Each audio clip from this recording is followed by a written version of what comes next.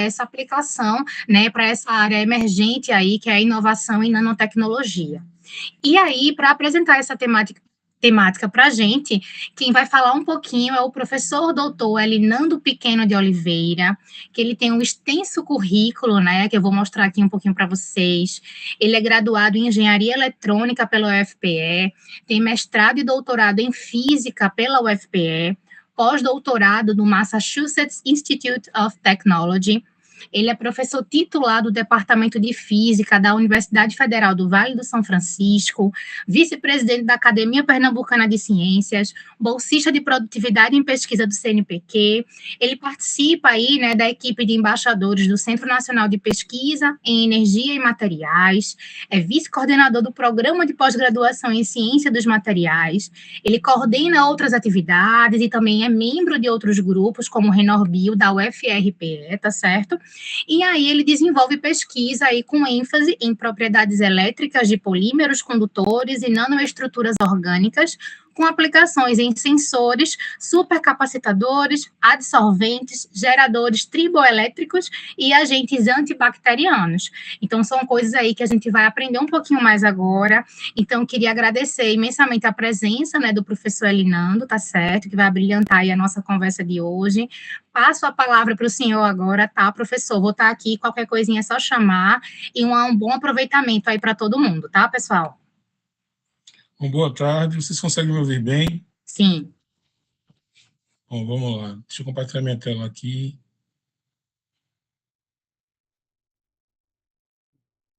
Todo mundo acompanhando a tela aberta?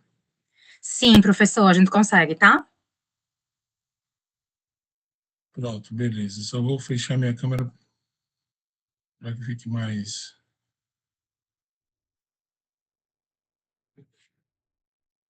Fique mais rápido.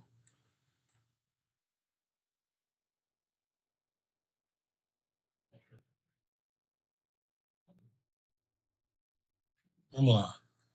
Todo mundo ouvindo bem? Passando, o slide está passando. Tá sim, professor. Até então não passou ainda não. Pronto, passou agora. Tudo jóia. Vamos lá. Pode gravar, viu, minha gente? Bom, então, primeiro queria agradecer mais uma vez. Eu não sei quantas edições dessa disciplina já aconteceram, Raul. Essa é a terceira temática, tá, professor? Terceira apresentação. Em quantos semestres? Eu acho que teve mais de 4, 3. já são 4. Isso. 4 semestres, né? Então, eu acho que eu participei de quase todos. Foi. E aí o Raul fez uma sugestão que eu segui, eu dei uma alterada na estrutura da apresentação, acho que ficou interessante. A gente sempre fala muito do aspecto de pesquisa, e existem algumas vertentes de ensino e extensão que muitas vezes a gente negligencia, ou considerar que a pesquisa é mais importante do que todo o resto. Como pesquisador, a gente tende a querer sempre exaltar a ciência e tecnologia, em detrimento, muitas vezes, do ensino e da extensão. E trazer coisas novas para o interior tem muitas sutilezas e muitos aspectos que eu quero, ao longo dessa hora, conversar com vocês. Meu nome é Elinando, como foi apresentado, minha formação é toda de Recife. Eu nunca tinha vindo para o interior, o máximo que eu fazia era me deslocar no litoral, Recife, João Pessoa, pelo Nordeste, pelo Sudeste, mas nunca tinha entrado dentro do Brasil, nunca tinha conhecido o interior, não tinha conhecido o sertão, até que em 2004, era o primeiro governo Lula, não existia na época concurso. Então a gente vivia na expectativa de pós-docs, porque não tinha concurso para efetivar vaga de ninguém em canto nenhum. Então abriu uma universidade nova, que foi criada no papel por Fernando Henrique, e Lula implementou, de fato, a criação dessa nova universidade do interior do Nordeste. E aí eu fiz o concurso e vim para a Univasso. Então, de lá para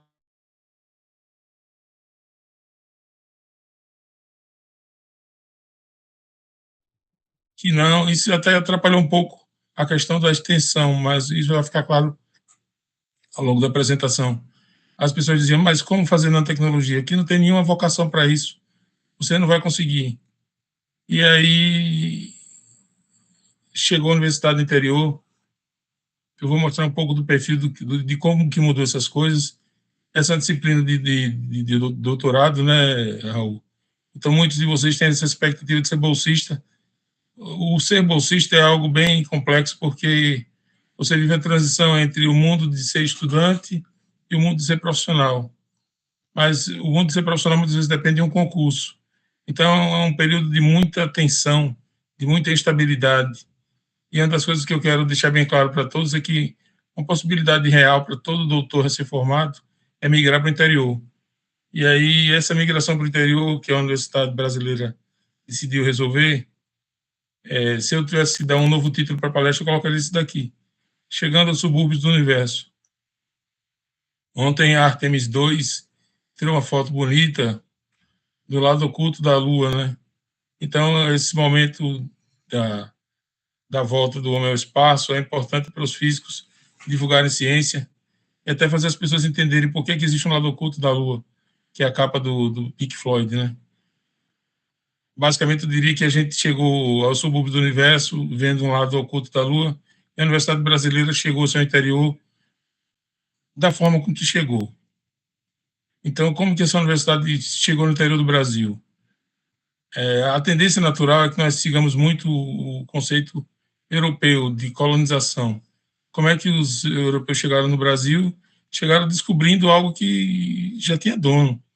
Eles implementaram e forçaram a nova língua, a nova religião, novas vestes, exploraram, expulsaram, empurraram os nossos indígenas para o interior do Brasil.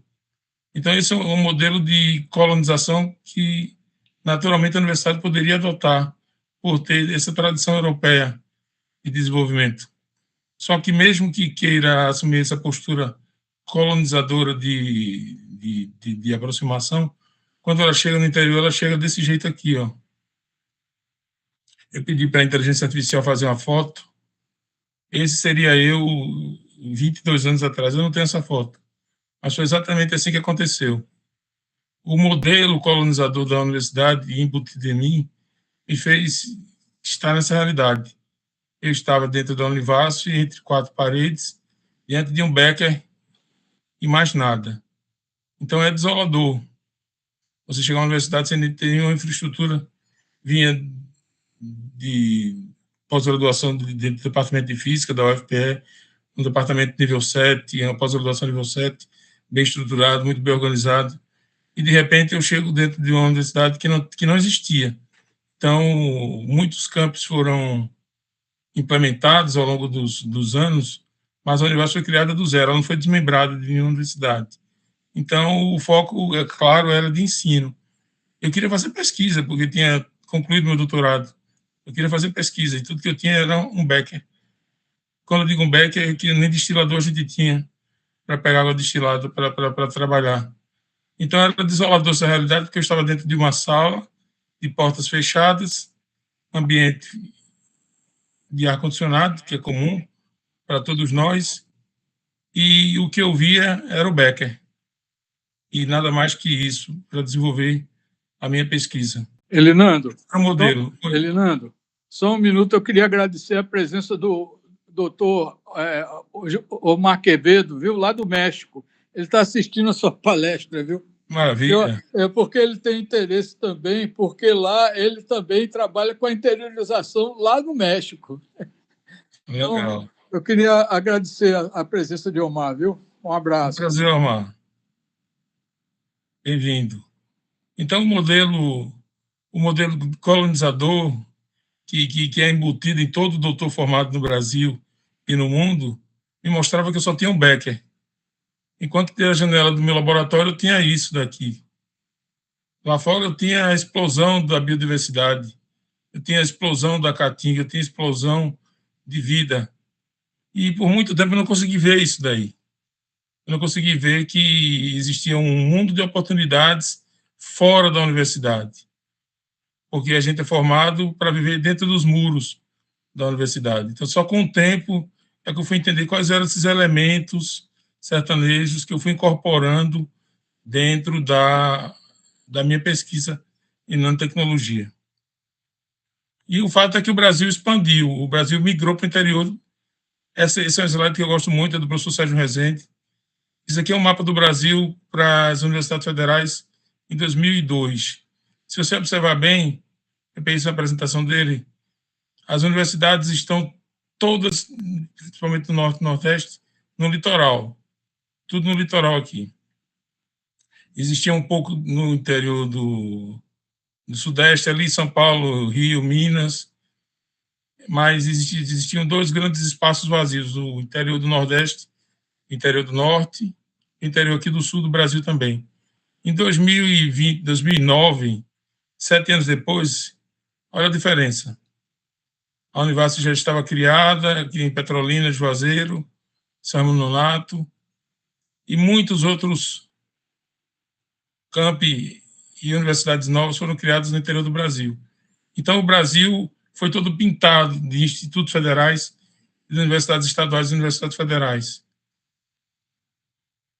Houve uma grande expansão, essa expansão se deu muito mais nos próximos anos. Eu pedi para a inteligência artificial me esclarecer quais os campi que existem no interior de Pernambuco. Ele mostra, tem campus da UFPE, Caruaru, Vitória de Santo Antão, tem Rural de Pernambuco em Garanhuns, Belo Jardim, no Cabo, Serra Talhada, existe a Federal do Agreste de Garanhuns, a Univasf em Pernambuco está em Petrolina e Salgueiro, mas está também em Paulo Afonso, está no Piauí, está na Bahia, existe a estadual da UPE, existem os institutos federais, o de Pernambuco e o Instituto Federal do Sertão Pernambucano. Só de universidades federais, eu pedi para que ele fizesse um mapinha, está aqui o nosso estado, olha a quantidade de campos espalhados pelo estado, só de universidades federais que a gente tem aqui dentro. Então, é um desafio chegar na Universidade Federal nova, vindo com todos os sonhos e expectativas de um recém-doutor. Essas expectativas são enormes e fixar essas pessoas dentro dessas universidades é um desafio enorme também, porque fomos um grupo que chegou aqui na Univasf, mas a quantidade de baixas que a gente teve ao longo desses anos foi muito grande, porque o desafio de você desenvolver alguma coisa do zero era bonito de se contar quando dá certo. Mas até que dê certo, ela dá errado várias vezes. Em vários momentos a gente pensa em desistir. E nesses momentos as pessoas pegam sua liberação, sua transferência e saem para outro campo, sai para outro lugar. É muito mais cômodo ser professor de uma universidade consolidada do que de uma universidade que nada tem. E isso requer muita energia, isso requer muito sacrifício, e tem que ter um perfil de docente para o interior do estado. O cara precisa se desapegar de certos detalhes que eu espero que fique claro ao longo dessa apresentação. E ao longo do tempo eu percebi que esse processo de trazer o interior para dentro de si, ele é mais complexo do que parece. Porque para um pesquisador ter um laboratório com equipamentos e alunos trabalhando parece suficiente. Mas o que eu quero mostrar nessa apresentação de hoje é que trazer a universidade para o interior vai além disso daí. Então, o que eu quero falar sobre hoje, sobre a apresentação de hoje, eu quero tratar a pesquisa em condições de igualdade com ensino e extensão. Nas últimas 3 vezes, se não me engano, que eu vim aqui para a disciplina do Raul, eu foquei muito na nanotecnologia e muito na pesquisa.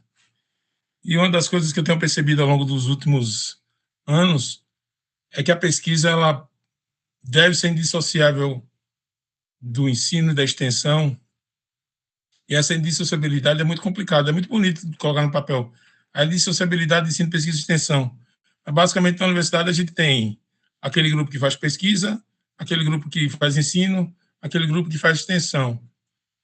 Um grupo que faz as 3 coisas é complicado, porque são 3 universos que muitas vezes não se tocam, que muitas vezes não se conversam, não interagem.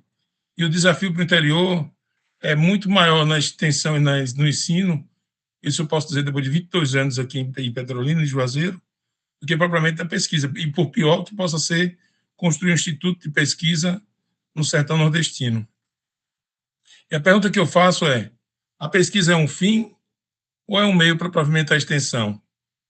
Nos meus 10 primeiros anos aqui na Univasf, eu diria que a pesquisa era um fim. Era preciso implementar os primeiros doutorados na Univasf, era preciso formar os doutores que a região precisava, e hoje eu penso que a pesquisa era bem mais um meio para pavimentar uma extensão que propriamente um fim. Porque o fim é o currículo Lattes, o fim é o nosso ego de pesquisador, de orientador, e a extensão, que eu vou definir daqui a pouco para vocês também, do ponto de vista de alguém que é da área de exatas, certo? Eu sei que isso é uma palestra que está sendo ministrada, uma aula que está sendo ministrada na pós-graduação em neuro, mas extrapolem da realidade da engenharia para a realidade da área da saúde. Irmãs. Então, basicamente, o foco precisa ser resolvido. O foco da universidade é o pesquisador ou o foco da universidade é o povo? Essa pergunta ela é meio... é um tanto quanto pesada, porque a universidade ela muitas vezes serve ao pesquisador enquanto que necessariamente para a construção de infraestrutura de pesquisa, mas não estabelece o quanto que esse investimento no laboratório está a serviço do povo. Isso eu vou deixar claro ao longo da apresentação também. Então, são questões que a Universidade do Interior precisa resolver. Quando eu cheguei até a Univasf, uma das coisas que me disseram, um dos primeiros convites que me foi feito, foi de voltar para Recife ou de outro centro, porque as pessoas que faziam a Univasf entenderam que eu era um pesquisador, entre aspas, raiz. E diziam, você vai se perder aqui, que você não volta para a UFPE, vai para a UF, vai para a UFC, para alguma universidade que esteja consolidada. Que aqui a gente não vai fazer pesquisa. A universidade aqui é uma universidade para formar engenheiro e médico. Eu dizia, mas para formar um engenheiro e um médico, você precisa ter produção de conhecimento. Se você não tiver produção de conhecimento, você vai ser uma escola de ensino superior, não uma universidade. E aí eu levantei essa bandeira de pesquisa até o ponto de... eu já fui candidato a vice-reitor da universidade, já fui pró-reitor de pesquisa, diretor de pesquisa aqui da instituição. A gente conseguiu, a duras penas, abrir o primeiro instituto de pesquisa da universidade. Então, essa bandeira da pesquisa, para mim, foi muito cara, porque existia uma tendência natural na região aqui de focar em ensino, basicamente de ser uma grande escola de ensino superior, coisa que o grupo de físicos que fundou o Instituto de Pesquisa em Ciências Materiais lutou bravamente contra. Então, éramos sete físicos, todos jovens. Eu entrei na universidade com 28 anos de idade. 28 anos de idade eu já era docente da Univasf, então a energia a gente tinha de sobra para brigar. E essa briga foi importante porque a gente conseguiu consolidar uma cultura de pesquisa no interior. Por incrível que pareça, a gente conseguiu fazer pesquisa em nanotecnologia aqui no interior. E aí o fato é que a gente tem muitos IFs, muitas UPEs, muitos UFs no interior. É suficiente?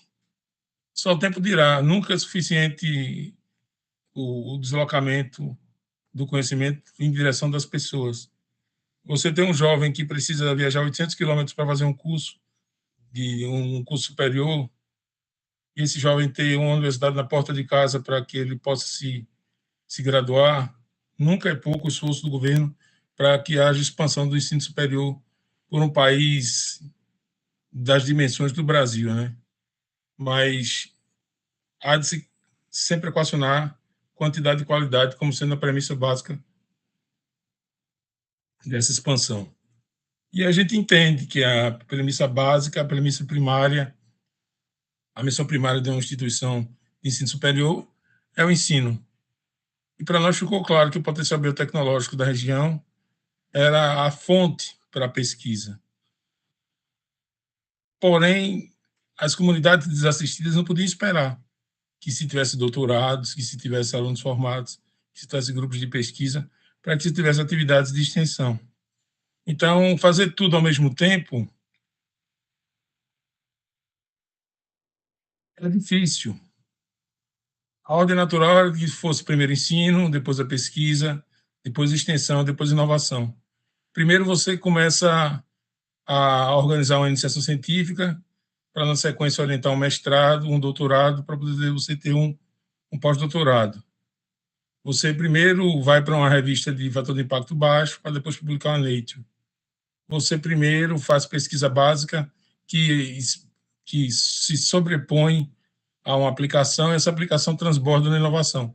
Então, tem uma sequência de causa e consequência nesse processo.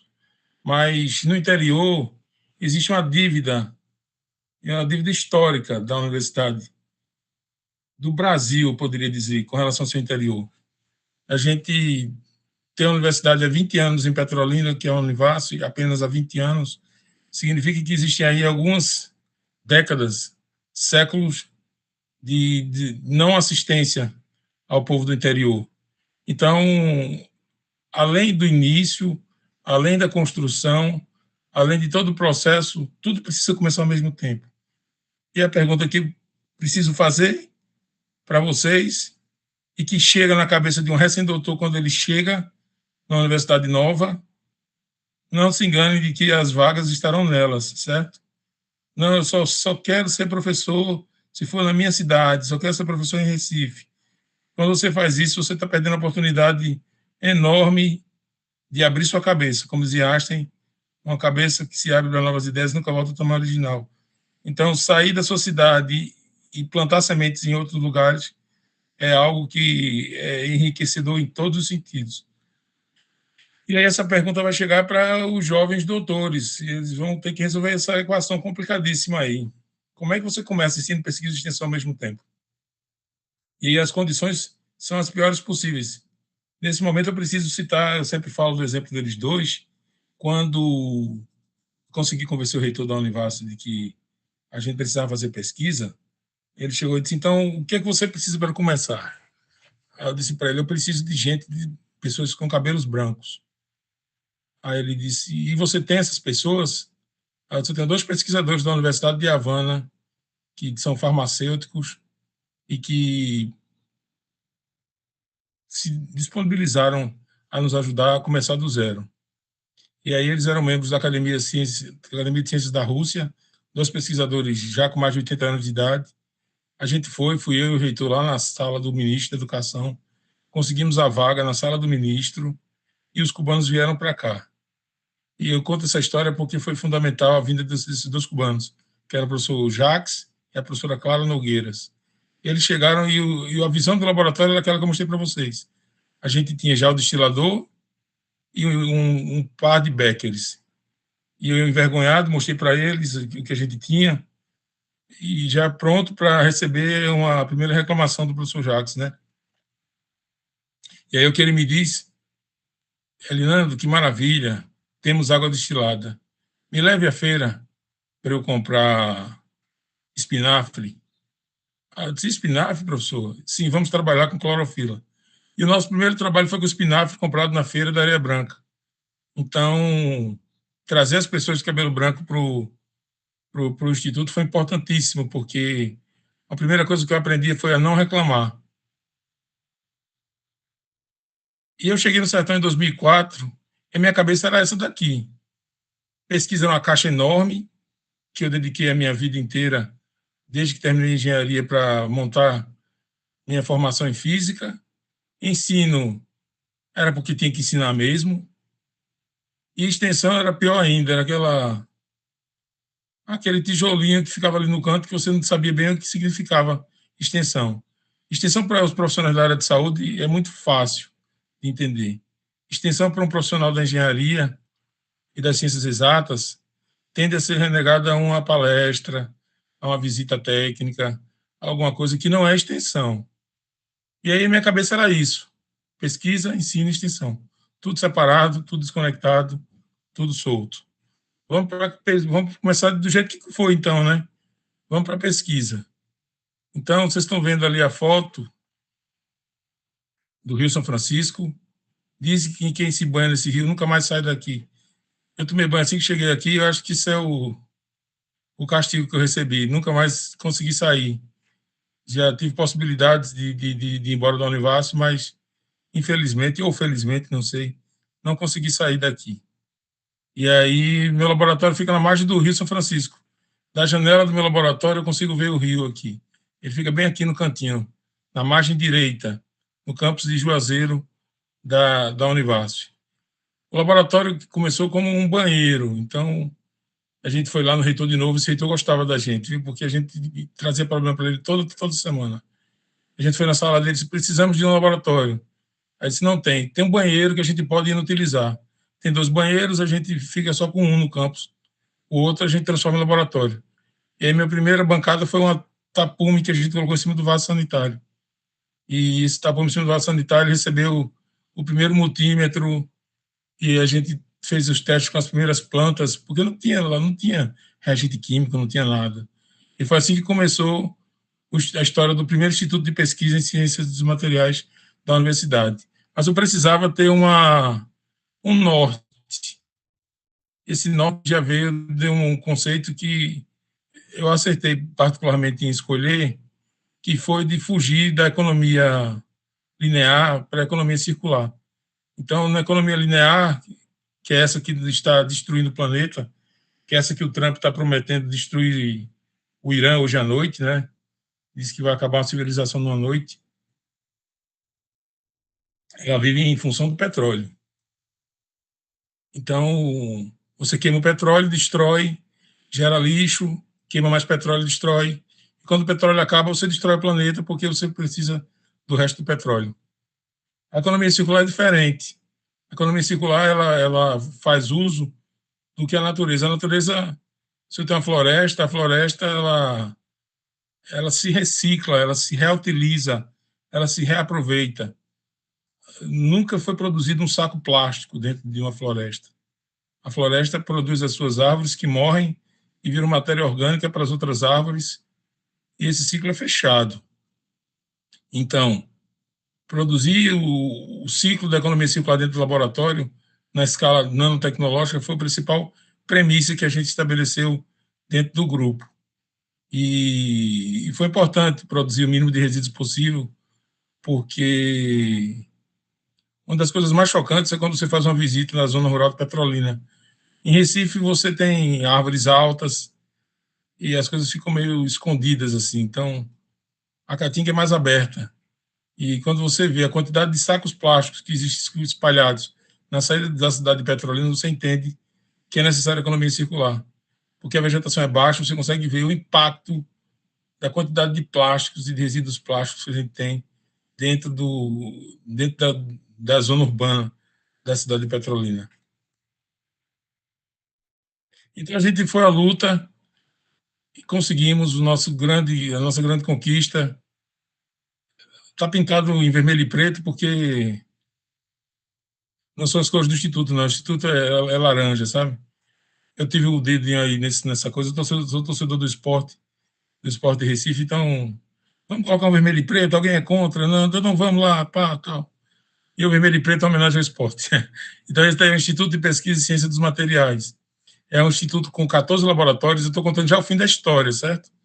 Ele começou com o Becker e esse bloco com 14 laboratórios, ele seria demolido.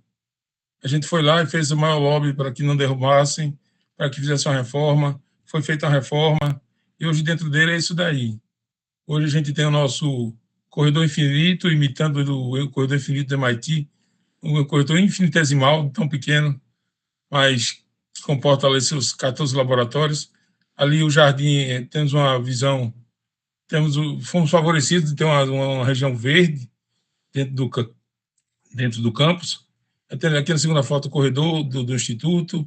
Temos uma fábrica de nitrogênio líquido, um Raman, microscópio eletrônico de varredura, máquinas de eletrofiação, temos analisadores de impedância, potencial zeta, tamanho de partícula, sistemas de caracterização eletroquímico de vários tipos, 2 microscópios eletrônicos, e aí a gente foi passar, eu vou passar mais rápido por essa parte aqui dos sistemas, mas que não sejam menos importantes.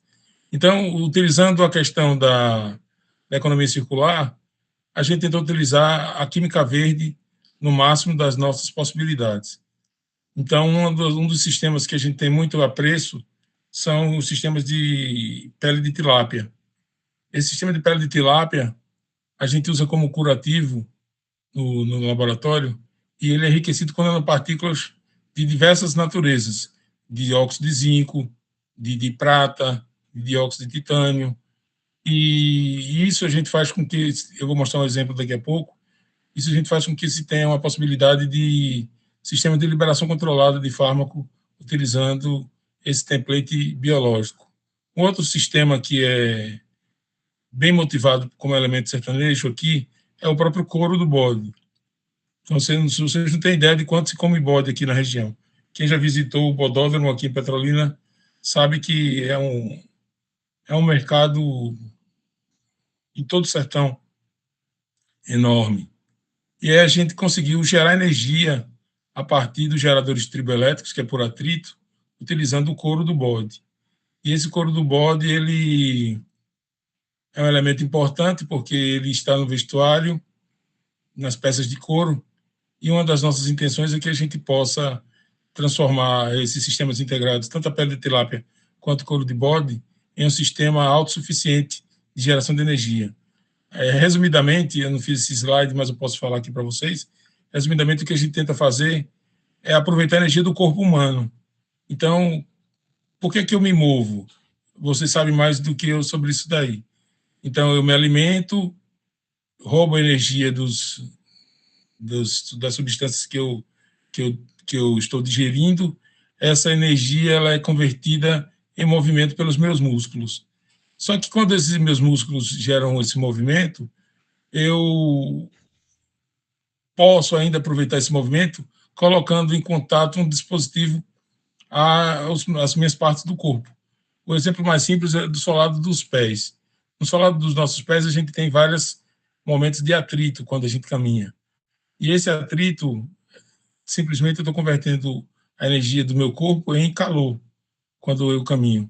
Se eu coloco um tecido, por exemplo, à base de couro de bode, como solado no meu sapato, eu posso combinar o couro de bode com outro elemento químico que seja tribonegativo, como, por exemplo, um silicone. Isso daí vai dar picos de tensão de 300, 400, 500 volts. A ideia, isso a gente ainda não conseguiu, é um problema mundial ainda. A ideia seria que, quando eu coloque essa palmilha especial, a gente já tentou parceria com algumas empresas, mas a corrente ainda é muito baixa. Se essa corrente consegue ser um pouco mais alta, a gente pode utilizar essa palmilha de sapato à base do couro do bode para carregar o celular. Então, você teria uma portinha USB no seu sapato.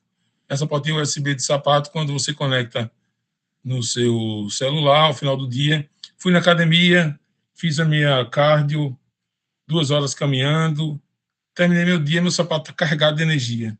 Coloco no celular, vou dormir. E aí meu celular carregou meu sapato. Meu sapato carregou meu celular. E aí eu teria um sistema fechado, que já é utilizado em algumas partes do mundo, em shows.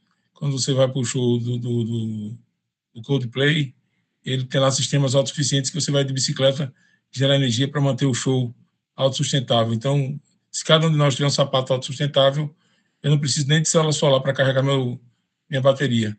A própria caminhada na academia é suficiente para eu carregar meus dispositivos eletrônicos que eu levo em contato comigo. Por exemplo, o marca-passo, o smartwatch, o telefone celular. Funciona hoje em dia isso daí? Ainda não, porque a alimentação de corrente ainda é de microamperes, gerado por esses dispositivos. Mas é algo que a gente continua na luta para tentar melhorar essa corrente, para que a gente possa ativar coisas maiores, como baterias de celular. Outro sistema da economia circular que a gente utilizou, que é bem interessante, é a membrana da casca do ovo. Essa membrana da casca do ovo foi trazida por um pós-doc mexicano, que fez doutorado com o professor Celso Melo, na UFPE, e aí eu trouxe ele para cá, para o laboratório. É o Haribe, tenho muita saudade dele. Ele trabalhava 24 horas por dia. Eu ficava 12 horas no laboratório, de 6 às 6, ele ficava de 6 às 6. Era o tempo que o laboratório funcionava 24 horas. Então a gente fazia revezamento, ele trabalhava à noite, eu trabalhava no dia, e a gente mantinha lá um experimento que rodava 24 horas por dia. Esse é um sistema muito bom. Também tudo que eu falei do couro do bode, se pode fazer com a membrana da casca do ovo. E a membrana da casca do ovo é aquela pelezinha que a gente tem quando você tira a casca do ovo e tem uma estrutura porosa aqui, que é dificílima de mimetizar. É bem mais fácil utilizar a membrana da casca do ovo, porque ela existe a temperatura, é flexível, e tem propriedades que a natureza levou aí milhões de anos para desenvolver. E aí, com a parceria com o professor Anderson Gomes, a gente fez algumas aplicações que pareciam ser coisas impossíveis de se imaginar. O professor Anderson Gomes faz lasers, né? Então, a gente colocou essa casca do ovo junto com nanopartículas, aqui essa microscopia aqui em cima, você vê os pontinhos, esses são nanopartículas de prata. E aí a gente colocou esse material em contato com o corante e jogou um laser, jogou uma fonte de luz nele e ele emitiu em outra. Então, ele é coerente e emite radiação em 360 graus. Então, é um laser randômico.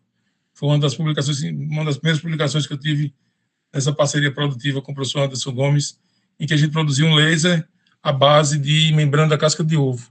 Então, por exemplo, quem trabalha com odontologia, aquele laserzinho que utiliza para fazer cura, poderia ser o cabeçote dele feito à base de uma película de uma membrana de casca de ovo, utilizando essa tecnologia de incorporação de nanopartículas. Outra tecnologia que é muito interessante para a gente no laboratório, levando do ponto de vista natural, é com parceria com o professor Sidney, da Unesp de Araraquara, que é utilizar a seda do bicho da seda.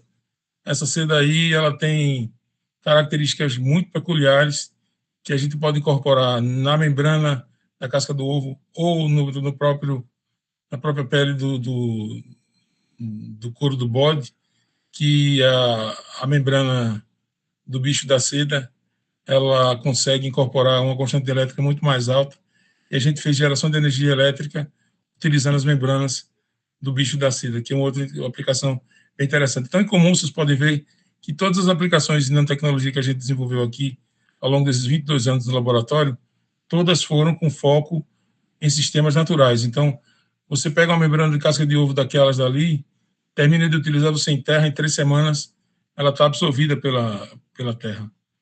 Mesma coisa para celulose bacteriana, para membrana do bicho da seda, mesma coisa para o couro do bode. Então, são sistemas biodegradáveis. Então, a gente está utilizando os produtos naturais e nenhum deles você vai passar 300 anos para ser degradável. Então, uma das coisas que eu não me arrependo de ter feito é ter apostado no verde. E apostando no verde, a gente está trazendo soluções que são soluções de fato, porque uma solução que é um problema é um sensor que você produz, que quando descarta, ele vira rejeito. Então, isso daí você continua fazendo economia circular quando você gera uma solução que, na verdade, é um problema posterior para o meio ambiente. Outras soluções interessantes a gente foi buscar na natureza. Plantas da caatinga, como a moringa, como o juazeiro, todos eles foram usados como redutores de nanopartículas de prata. Essa aqui foi a tese de mestrado da Milena, que defendeu recentemente o doutorado na Renorbio, em que a gente usa os extratos de plantas da caatinga para reduzir nanopartículas de prata e para fazer redução de nanopartículas metálicas que podem e têm atividade antibacteriana, como, por exemplo, a gente pode ver nessas placas de Petri aqui. Apenas como sugestão, eu estou terminando a parte de pesquisa, que quero entrar ainda na parte de ensino e extensão, antes das 3 da tarde aqui. Vou só mostrar um exemplo de um trabalho que a gente fez em parceria com a professora Stephanie, que é da Universidade, que é a Universidade dos Estados Unidos, em que ela produziu as nanopartículas que foram incorporadas, que era da Carnegie Mellon University. Ela mandou para cá as nanopartículas, a gente incorporou na pele da tilápia, e aconteceu coisas interessantes. A gente consegue tratar a pele da tilápia para que ela seja um curativo que seja adsorvente ou não adsorvente de nanopartículas metálicas. Olha que legal. Se a gente trata com uma nanopartícula do tipo 1, as bactérias vão lá e grudam, como se fosse interação, como se fosse uma interação eletrostática. Então, as bactérias ali, vocês estão vendo, essas aqui são as Escherichia coli, elas grudam na superfície da pele da tilápia, e aí se você tem um ferimento, você pode utilizar isso como uma superfície absorvedora de bactérias, ou não. No caso oposto, você tem aqui a pele completamente limpa, ela está com nanopartículas que elas repelem essas bactérias. Então, esses seriam sistemas que podem ser curativos inteligentes com característica absorvente ou não absorvente de biofilme de bactéria, de curativos para curativos de ferimentos críticos em pacientes, como por exemplo com pé diabético, coisa do tipo. Então, um simples tratamento da superfície da pele da tilápia fez com que ela se tornasse totalmente repulsiva ou totalmente atrativa de bactérias em sua superfície. E a história, resumindo, da pesquisa da gente nesses 22 anos no laboratório, são 5 laboratórios que eu coordeno na Univasf hoje. A gente tem parcerias com o MIT, com a Carnegie Mellon, com a Universidade de Aveiro, de Coimbra, de Laval, e não menos importante com a UFPE, que foi a nossa grande mãe.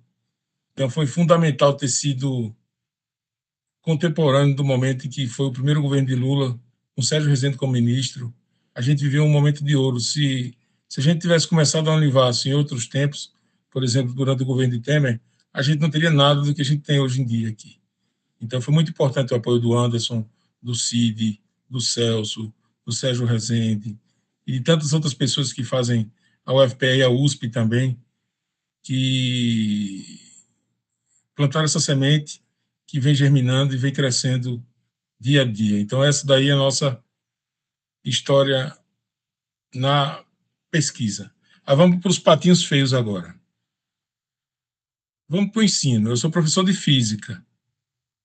Para vocês terem ideia, eu terminei engenharia sozinho. A turma da gente tinha 50 alunos, e aí eu terminei meu curso de engenharia na UFPE sozinho. O reitor, quando fez minha colação de grau, fez até uma piada, que era conselho do grau é seu nome e em nome de sua turma. Só que não tinha turma, né? E aí seria cômico se não fosse triste. Mas o fato é que os índices de reprovação na engenharia são altíssimos, muito grandes mesmo. É muito comum você ter turmas com 4, 5 pessoas, no máximo 10 pessoas se formando de 60 que entram por ano em qualquer engenharia que você considere. As pessoas, para fazer um curso de engenharia, levam 7 anos e meio. Elas têm dificuldades terríveis em matemática e em física. E o mercado, além de tudo, é incerto para a profissão. É o mercado mais sensível que existe. Por exemplo, o mercado da engenharia civil é extremamente dependente do nível de aquecimento da economia no país. Se a economia começa a aquecer, a engenharia civil explode. Se o Brasil começa a entrar em recessão, a engenharia civil entra em colapso muito rapidamente. Então, é um mundo de incertezas para o engenheiro, a começar da sua formação, a começar de entrar numa universidade, quanto que vai sair, a quantidade de reprovações que ele vai ter, se ele vai ter ânimo de terminar, se ele não vai ter, e as coisas só pioraram. Então, você pensa assim, em 20 anos a gente montou um instituto de pesquisa, faz pesquisa em nanotecnologia, e as coisas só pioraram. Isso para um professor de universidade, vendo essa realidade, é muito triste. O legado da pandemia foi terrível, porque foram criados os cursos à distância. Hoje em dia você consegue fazer um curso de engenharia pagando muito pouco na universidade privada, à distância. E aí isso faz com que as pessoas, de fato, abandonem a universidade pública, porque o nosso curso é presencial, o curso é integral. E, além do que a formação é deficitária no modo do EAD. A pandemia foi um verdadeiro trauma para a formação dos engenheiros, porque, de repente, caiu no nosso colo dar aulas à distância. Como é que você dá uma aula prática de física à distância? Como é que você dá uma aula prática de engenharia à distância? Então, foram 2 longos anos de ensino completamente remoto que provocou algo que se propaga até hoje na formação dos estudantes. Então, se a realidade era ruim antes da pandemia, ela se tornou pior depois dela, porque os nossos estudantes agora sofrem a concorrência das faculdades privadas, eles podem ter o mesmo diploma em muito menos tempo, sem precisar frequentar a sala de aula, sem precisar ter o conteúdo dos laboratórios, e aí a pergunta que se faz é: como é que eu, como professor da Universidade Federal, posso ajudar nisso daí. A sensação de braços atados é terrível. E para completar, chega a inteligência artificial. Pronto, e agora? Agora a gente não pode mais fazer prova, os alunos colam pelo smartwatch, colam para o celular, fazem aplicativo no Roblox, faz comunicação por tudo que é tipo de coisa, coloca o IA para resolver a prova para ele durante a aula. Será que a gente vai ter que colocar o aluno trancado dentro de uma gaiola de Faraday para ele poder fazer uma prova? Será que a gente vai ter que dizer para ele, olha, não, você não tem mais nenhum artefato, pega um detector de metais, coloca em torno dele, se não pode usar smartwatch, não pode usar telefone celular, não pode utilizar óculos inteligente, não pode ter nenhum chip implantado no seu corpo, não pode ter nenhum tipo de comunicação com seus colegas. Aí cria uma gaiola de Faraday, tranca ele dentro e diz, pronto, agora faça a sua prova. Você sabe decorar as equações de Maxwell? Aí o menino vai dizer, por que eu preciso decorar essas equações? Porque na minha época era assim. Dizer, não, mas eu vou na IA, ela me diz. Então a IA é interessante para mim em todos os momentos, menos no momento que eu vou ser testado. Eu só não posso utilizar a IA na hora de fazer a prova. Se tudo na minha vida eu uso ela para fazer qualquer coisa, por que na hora da prova eu vou ter que sentar na cadeira e escrever no papel e caneta? Se eu já nem sei o que é papel e caneta, que tudo que eu faço é no celular. Aí vamos complicar mais o problema. Extensão na engenharia. A caixinha menor de todas que eu encontrei. É visita técnica? É palestra técnica? É visita à empresa? É parceria? Mas eu entendo que extensão envolve o povo. A engenharia tem um viés muito mercadológico, sabe? Então tem o encanto das grandes empresas, dos grandes conglomerados. E aí, extensão é tipo, vamos venerar as grandes empresas. Mas e o povo sertanejo? E o povo que estava aguardando a chegada da universidade? Será que os doutores do conhecimento que chegaram, eles não se apossaram de todos os espaços e os investimentos para fazer a sua pesquisa e esqueceram do povo? Ensino, pesquisa e extensão precisa ser isso, né? Precisa ser integrado, ensino, pesquisa e extensão. E se eu for um profissional de engenharia, o engenheiro tem que estar ali no centro dos três anéis de ensino, pesquisa e extensão. Então, se é difícil fazer ensino, pesquisa e extensão na capital, ensino, pesquisa e extensão no interior precisa ser feito porque existe uma dívida histórica ainda maior com o povo do interior, com o povo do sertão. Como é que a gente resolve isso? Problematizei, né, Raul? Extensão se faz de fora para dentro. Primeiro, a gente não tem que ensinar nada para ninguém. A gente tem que ouvir. Eu escuto e identifico se posso ou não posso. O exemplo do curso de psicologia aqui foi muito interessante, porque há muitos anos atrás, umas colegas da área de saúde foram dar um curso de extensão para as meninas da comunidade e elas foram ensinar a utilizar o preservativo. Quando chegaram, as meninas traziam seus filhos para as palestras. Então, foi chocante. Como é que eu ensino algo para alguém que já tem filho, que já tem vida sexual ativa? Então, foi chocante porque a gente quer que o problema tenha a cara da nossa solução, mas o problema é o que é, sabe? E eu preciso olhar também para os fins quando faço ensino. A pesquisa é o meio.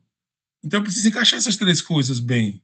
Eu preciso ouvir as pessoas, eu preciso colocar a universidade a serviço do povo, não a serviço do pesquisador. Porque é muito cômodo você bater na porta do reitor e dizer para ele assim, eu preciso de um microscópio de força atômica.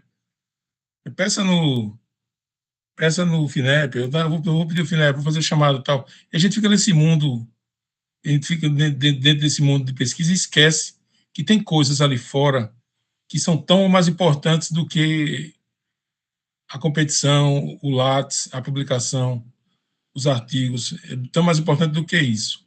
Essa foto aqui é do meu filho. Ele passou no segundo lugar de medicina, muito orgulho dele. Ele, com 2 dias de aula, ele é aluno de medicina da Univasf. Com 2 dias de aula, foi chocante. Já teve uma formatura para ele. Foi a cerimônia do jaleco. Ele foi lá, eu fiquei muito orgulhoso. Do lado é minha esposa, Elisângela, e Fernando, meu filho. Então, essa foto eu terei com todo orgulho dele lá. Vai ser um futuro médico com viés social, com foco nas pessoas, espero eu. E uma coisa me deixou muito incomodado quando fui nessa cerimônia, muito bonita, muito linda, etc, etc. Mas os meus alunos de engenharia não têm jaleco para vestir. Eles chegam no primeiro dia de aula e já levam pancada já. O professor chega para eles assim, vai ser normal, você vai ser reprovado, você vai ser testado aqui por coisas que você não sabe. Então, o sentimento do estudante de engenharia, em comparação com o estudante de medicina, é completamente diferente. O estudante de medicina ele já se sente médico com 2 dias de curso. 2 dias de curso ele já está de jaleco no auditório da universidade, na cerimônia do jaleco. E o estudante de engenharia está sofrendo dentro de uma sala de aula. Eu pensei, ao fazer a cerimônia do Arduino, para quem não conhece, esse daqui é o Arduino, é um laboratório completo. Ele custa R$ 35. R$ 35. E aí tem um laboratório de física, de eletrônica digital, de eletrônica analógica, tem tudo isso daí. E aí eu tenho uma proposta de a gente ter uma cerimônia para os alunos de engenharia, para que a universidade, para cada um deles, chegue no segundo dia de aula, e, ao invés de entregar um jaleco, entregue um kit de Arduino para esses meninos. Porque com isso eles conseguem fazer engenharia. Porque quando a gente chega para um estudante de engenharia, ele tem foco em passar nas disciplinas. Se eu chamo a disciplina de tijolo, um diploma seria um saco de tijolos? Porque ele paga álgebra linear, geometria analítica, física 1, física 2, física 3, e não consegue conectar as coisas. Porque desde o começo ele está sendo treinado para fazer provas. Mas vem a IA, ensina tudo para ele que ele precisa. E as provas ele vai tentar passar de alguma forma, não conectando os saberes, não conectando os conhecimentos, mas juntando os blocos, fazendo qualquer parede torta, qualquer parede que seja reunida. Então, será que o diploma do engenheiro é um saco de tijolos? É só conquistar 56 tijolos desses, são 56 disciplinas, não sei quantos créditos, que você vai ser nosso engenheiro. Aí eu fiz o seguinte, vamos acabar com as provas. Já que eu tenho autonomia na minha disciplina, vamos fazer isso. Vamos fazer por partes. Vamos praticar engenharia. Cheguei para os nossos estudantes e disse assim, gente, senhores engenheiros, pratiquem a engenharia com Arduino. Vocês só precisam comprar o Arduino, que é 30 e poucos reais, aprendam a utilizá-lo no YouTube ou qualquer forma de inteligência artificial que vocês queiram e façam engenharia. Façam soluções. Vocês podem fazer engenharia antes de ter seu diploma. E aí as soluções são as mais gratificantes possíveis. Porque o aluno chega para mim, professor, o que é que eu vou fazer? Alguma coisa que te incomode, cara. O que é que te incomoda? Não sei. A tua comunidade precisa de quê? Teve um menino que a comunidade dele era do interior da Bahia e que as pessoas perdiam muita água quando esqueciam de desligar a bomba d'água. E ele fez um sistema e instalou na casa de todos os vizinhos. Ele trouxe um vídeo e eu dei 10 para a disciplina dele, acabou 10. Ele resolveu o problema dos vizinhos dele, ele conseguiu, e ele foi chamado de doutor engenheiro na comunidade dele. Teve outro que disse que tinha problemas com o cachorro dele, que quando ele viajava, o cachorro não comia.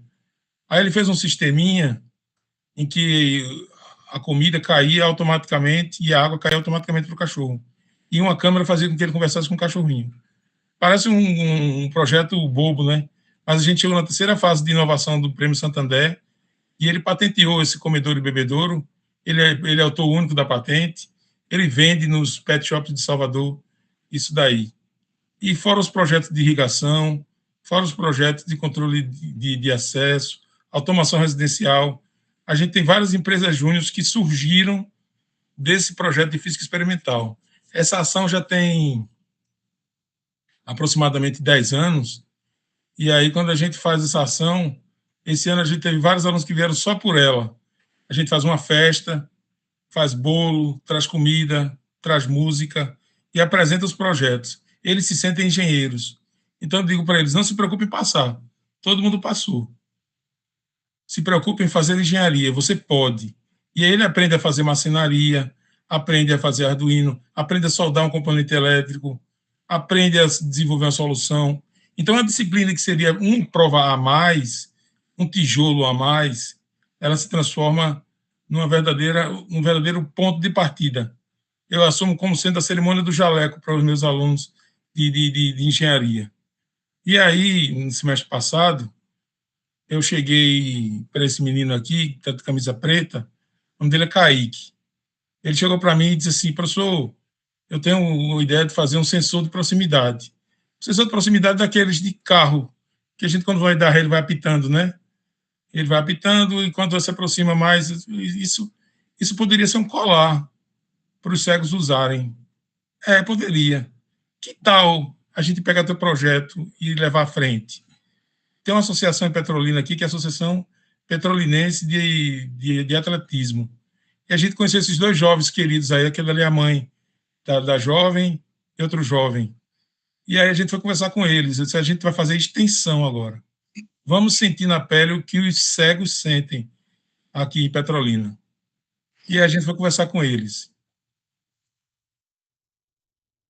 E eles disseram para a gente, o que é que um jovem cego precisa? Coisas que a gente nem sabia. Um cego tem problemas, um adolescente, para ir ao banheiro, porque ele precisa de um acompanhante para ir ao banheiro. E aí a jovem disse para a gente, se eu tivesse um sistema que me indicasse para onde me guiar dentro do banheiro, seria excelente, porque eu tenho vergonha de usar bengala. E aí os cegos têm vergonha de usar bengala, os adolescentes têm vergonha de usar bengala. E a bengala ajuda nos obstáculos para cima e não nos obstáculos para baixo. E a gente identificou também que eles têm uma dificuldade grande de produzir conteúdos, porque máquina de digitação em braille é R$6.000. Então, se um pai quiser dar uma máquina de digitação para um filho cego, ele tem que ter R$6.000 no bolso. E aí eu cheguei para o meu aluno e disse, cara, achamos uma liga acadêmica de acessibilidade para engenharia. Ela está no nosso colo. A gente sabe fazer máquina de digitação na impressora 3D. A gente sabe utilizar o Arduino para fazer sensor. A gente sabe fazer soluções que eles precisam. A gente pode incorporar mais gente nisso daí. E aí, fomos atrás dos caminhos para conseguir. Essa reportagem foi feita pela TV Caatinga, da Univasf. Vocês me dizem se estão ouvindo, por favor? Estou ouvindo, sim, estou ouvindo. Por enquanto é propaganda, certo, gente? Agora vai. É bom, faça propaganda. Bryand é campeão brasileiro e recordista no atletismo dos Jogos Paralímpicos de 2025. Apesar das conquistas, o atleta precisa de ajuda para realizar atividades do dia a dia e para se deslocar durante as competições. Eu viajo para São Paulo, para Recife, e quando eu viajo para esses outros cantos, eu preciso muito utilizar a bengala, que eu tenho que, para umas coisas, eu tenho que fazer só, e eu tenho que utilizar muito a bengala. Para contribuir com a acessibilidade das pessoas com deficiência visual, um colar com sensor ultrassônico foi desenvolvido durante as aulas da disciplina de Física Experimental, do curso de Engenharia da Computação da Universidade Federal do Vale do São Francisco, em Juazeiro, no semiárido baiano. O equipamento alerta quando o usuário está diante de uma barreira. Inicialmente, a gente usou uma protoboard, mais um microcontrolador, um sensor ultrassônico e um buzzer, que é feito para apitar quando alguma coisa está chegando perto dele. E juntando essas três coisas, a gente consegue medir a distância das coisas e apitar de acordo com a distância de cada obstáculo. Além de Bryand, o colar também foi testado e aprovado por Alice, estudante de 17 anos. Quando a gente está andando com alguém, às vezes a pessoa é desatenta e a gente acaba batendo. E ali, com aquele aparelho, não. Talvez a gente tenha como a gente andar mais sozinho, a gente não vai depender tanto das pessoas e vai ter mais autonomia. O projeto está em desenvolvimento. A equipe pretende ampliar as funções do colar, inserindo outras tecnologias e criar uma bengala eletrônica que emite sons e vibra ao identificar um obstáculo. A próxima etapa agora é que a gente possa, além do colar, incorporar isso na bengala eletrônica, que a gente faça uso de inteligência artificial para que a gente possa mapear também posição e dar informações adicionais a quem utilize a bengala e o colar eletrônico. Para a mãe de Alice, o equipamento traz a esperança de ver a filha se deslocando com segurança e independência. Como mãe, deixa o coração mais quentinho, né? Porque eu sei que ela vai ter uma ajuda a mais, principalmente na rua, no momento que ela tá na escola. Então, ali vai fazer ela mais independente, né? Ela vai depender somente dela, ela não vai ficar tão precisando de outras pessoas. Eu achei incrível.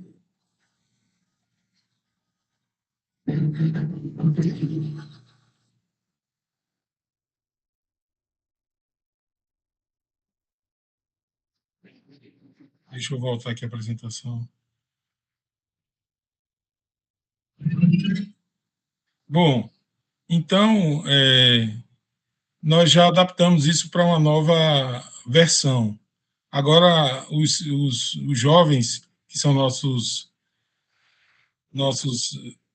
garotos de teste do sistema, colocaram que era melhor um crachá na altura do peito. Então, a gente fez na impressora 3D um crachá, e o crachá agora ele já está funcionando de maneira muito mais inteligente. Eu vou colocar um vídeo aqui, vocês me dizem se estão conseguindo ouvir. Amanhã a gente vai testar, estou ansioso, amanhã 8 horas da manhã a gente se encontra com o Brian e com a Alice de novo, e a gente vai mostrar essa surpresa para eles. No começo, o sensor só apitava, como o sensor do carro mesmo, né? Ele apitava à medida que você se aproxima do bloqueio, né? Só que agora, olha o que ele faz. Vou botar o videozinho aqui para vocês ouvirem. Eu vou começar com isso aqui. Vou colocar um pouco o celular. Não tem switch, né? Vou apontar para a câmera assim. Aquela caixinha que está ali na frente é o sensor. Analisando imagem. Un console Nintendo Switch branco e preto e segurado por dedos rosados en frente a uma camisa vermelha. Com a tela preta desligada e um teto branco com luzes fluorescentes ao fundo. O dispositivo faz audiodescrição para o cego agora. Ele entra com crachá, vai ter um botãozinho que ele vai apertar, e a cada 7 segundos vai atualizar a imagem para ele e ele vai saber o que tem diante dele. Então, com isso, eu espero que a Alice possa ir no banheiro sozinha, porque com o crachá vai dizer, você está de frente ao vaso sanitário, à sua esquerda você tem isso, à sua direita você tem aquilo. Tudo isso só com o suportezinho no peito, como eu vou ter aqui na foto para vocês, ó, ligado no aparelho celular, no aplicativo de inteligência artificial. Vejam, esse jovem está fazendo engenharia. Ele poderia ter feito a disciplina comigo e ter terminado e ido embora. Hoje ele é voluntário do meu laboratório de um projeto de extensão que a gente está tocando, e amanhã a gente vai se encontrar com o diretor da associação, que a gente vai conseguir, eu tenho fé nisso, que a gente vai conseguir financiamento para que a gente possa produzir os primeiros 10 cases desse produto. A gente já tem 10 cegos interessados em testar essa tecnologia. Então, eu espero que a gente possa fazer engenharia para cegos aqui no Vale de São Francisco, porque a gente teve coragem de sair dos muros.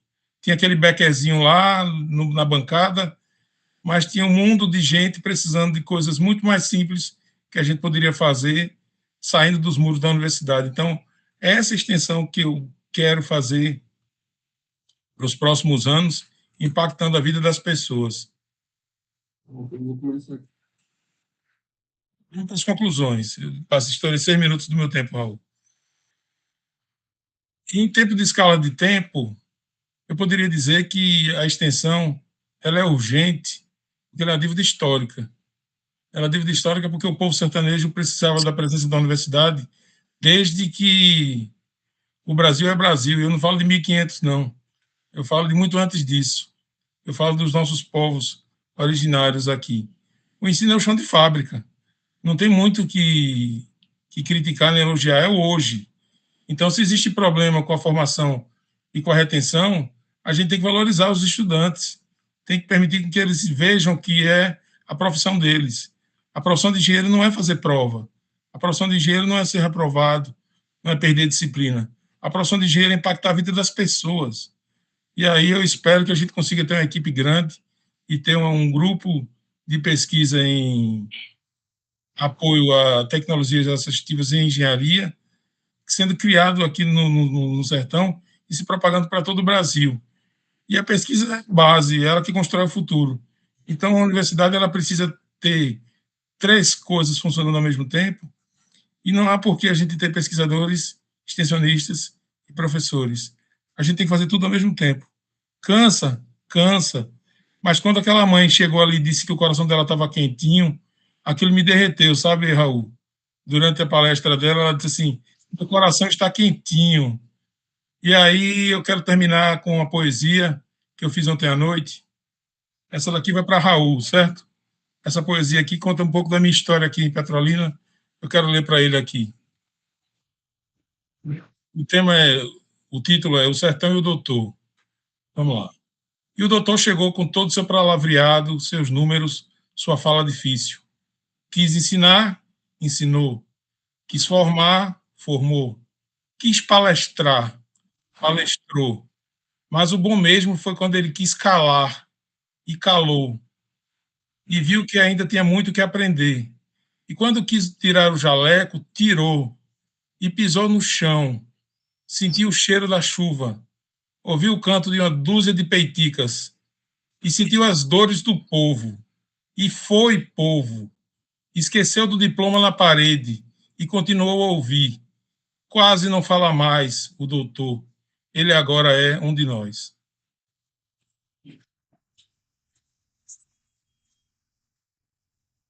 Obrigado, meu querido. Obrigada, professor Elinando. Ó, todo mundo aqui, não sei se você está acompanhando, professor, o chat, né? Mas a gente tem vários, na realidade, comentários positivos, né? Sobre a sua exposição, sobre a sua finalização aí, né? Com o seu poema. Parabéns mais uma vez.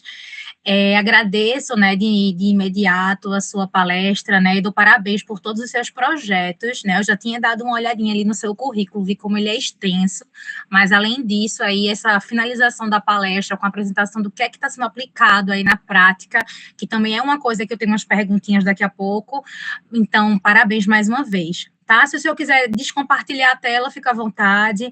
A gente vai abrir agora uma sessão de perguntas, onde, primeiramente, eu vou passar a palavra para o professor Raul, tá? Eu quero dizer... Engraçado, na primeira vez que eu vi Elinando, foi na Fiocruz, ele apresentando alguma coisa, não me lembro mais o que foi, mas eu disse, poxa, esse rapaz é diferenciado, sabe? E cumpri, mas eu estou um pouco emocionado. E aí eu disse, puxa vida, esse cara... Eu pensei que ele era do sertão. Não, mas ele era ele era daqui, foi para lá e fez tudo que fez.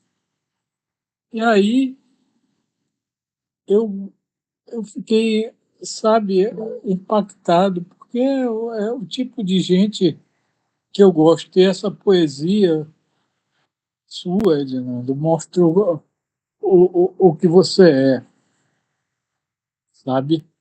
Um cientista, um cara que gosta de ciência não pode esquecer que tem cultura, que tem muitas coisas que vêm do seu povo. E você tem essa coisa tão bonita. Eu fiquei... Ele veio dizer com medo que eu não ia participar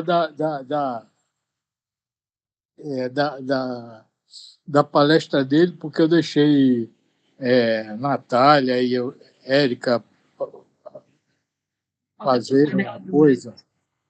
E aí eu quero dizer, Elinando, que eu nunca ia deixar de ouvir você, porque você é um exemplo, é uma coisa bonita que eu quero passar para esses jovens que estão aí. Hoje são só 10, viu?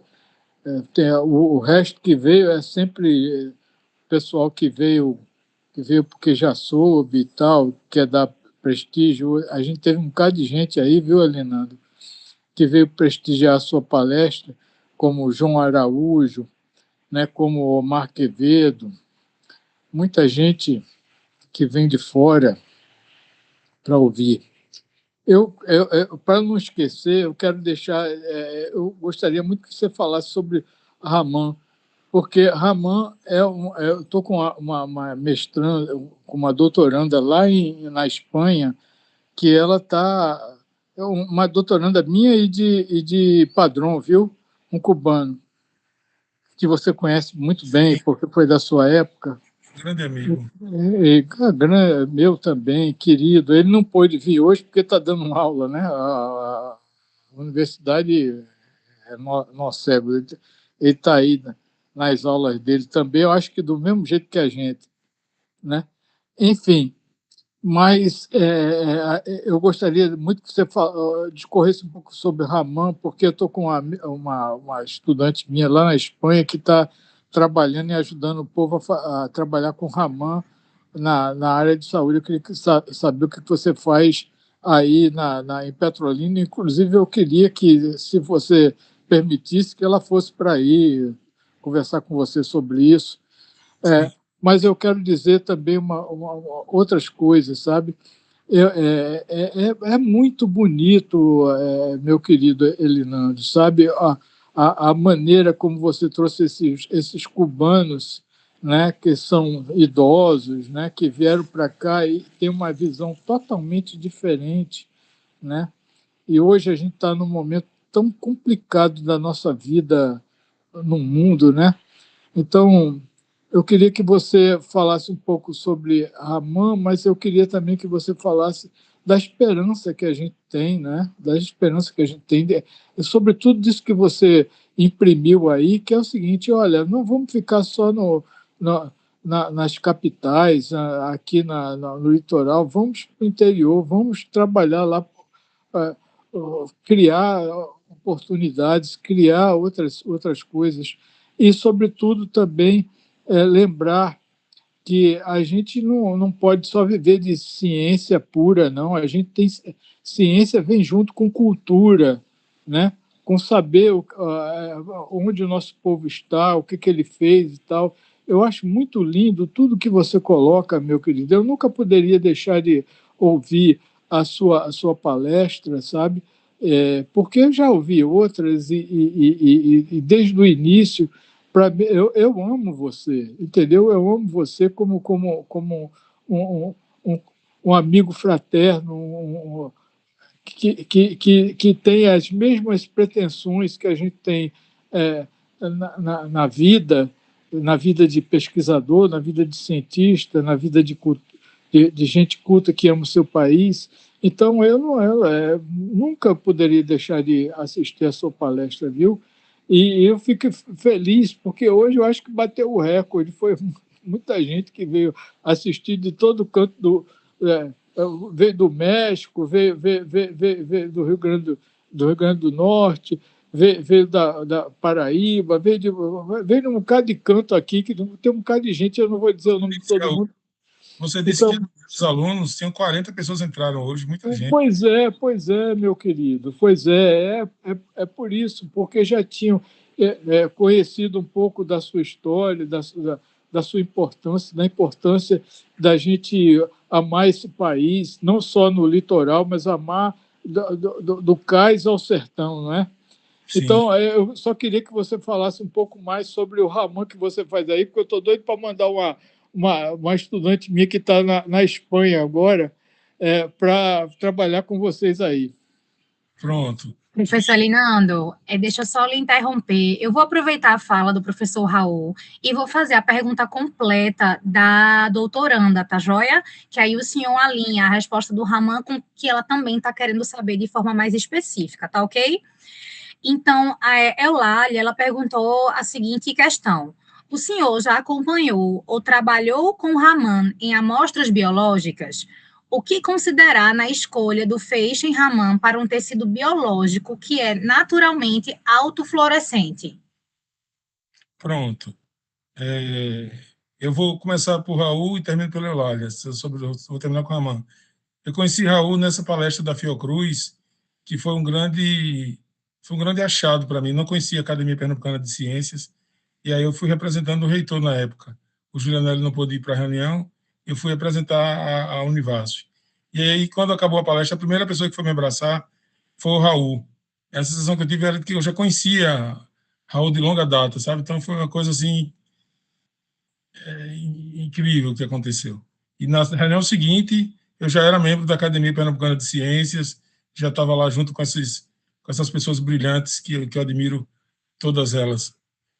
Com relação à pergunta do Raman, para a Eulália e para o Raul, eu já trabalhei com sistemas com a detecção de analitos, não com células. Porém, eu tenho um contato que é o técnico do laboratório, que é Giovanni, o nome dele. Ele faz mestrado em Ciências da Saúde e Biológicas. Aí a Eulália tem meu e-mail, ela pode mandar e-mail que eu coloco os dois em contato direto. A tese de mestrado do Giovanni é desenvolvimento de um espectrômetro Raman para identificação de câncer em pele. Então é tudo que ela precisa. Ele está fazendo o Raman, ele fez o Raman. Ele imprimiu na impressora 3D, fez o circuito, fez um período de sanduíche na Inglaterra, trabalha com um grupo que é referência de Raman em tecidos. Então, a pessoa certa para a Eulália é a Giovanni. É só ela me mandar um e-mail que eu coloco os dois em contato e eles conversam. Exatamente essa é a tese de mestrado dele. Eu acho que ela pode até ser a primeira usuária do equipamento, porque a tese dele vai terminar no equipamento. E aí ele já pode testar o que ela precisa para fazer isso daí. Joia, professor, a sua resposta ficou gravada, ela precisou se ausentar, né, já que ela está em outro fuso horário, mas ela vai assistir até o final, né, da sua palestra e com certeza vai captar aí a sua resposta. Muito obrigada, tá certo? Professor Raul, você tem mais algum questionamento, algum comentário? A gente pode passar aqui para todo mundo? Eu vou passando aqui enquanto o professor não responde, e aí eu vou começar, professor, com algumas perguntas minhas, tá, joia? Associadas aí à sua temática da palestra.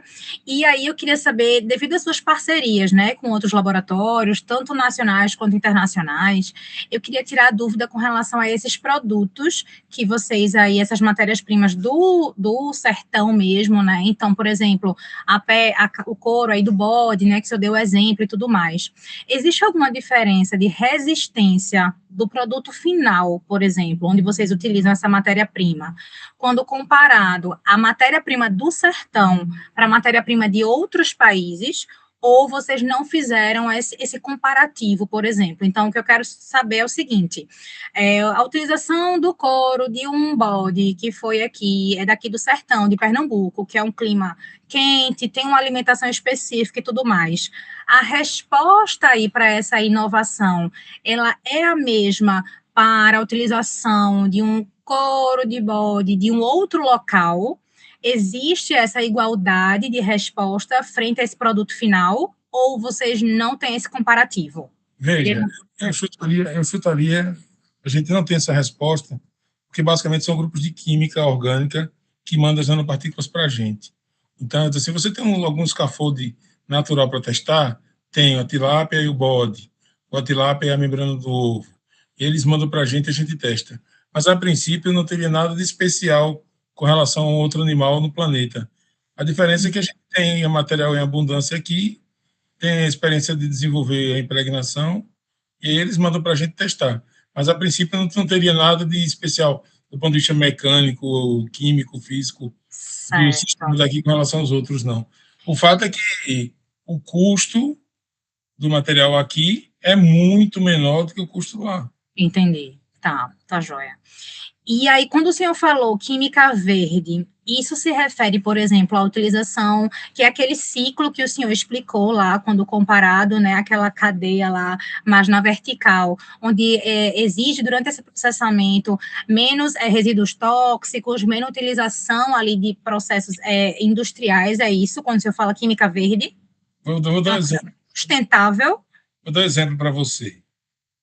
Para reduzir a prata e formar nanopartículas de prata, se utiliza o borohidrato de sódio. O borohidrato de sódio é muito tóxico e muito agressivo ao meio ambiente.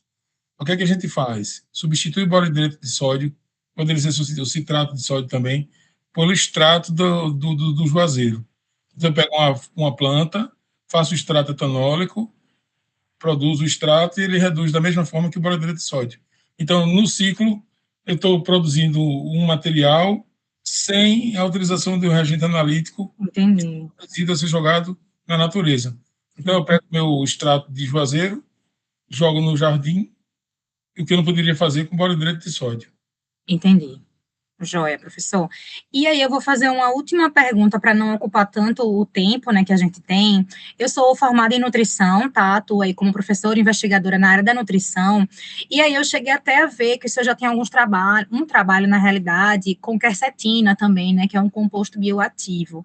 Então eu queria saber também se essa avaliação, né, de compostos bioativos de origem vegetal, por exemplo, se para esse quesito aí da nanoencapsulação, por exemplo, eu sei que o senhor é formado em engenharia, trabalha na física, mas existe essa colaboração também ou não? Realmente o foco, ele não entra nessa parte aí da nutrição, nesse pensamento aí dessas nanoencapsulações.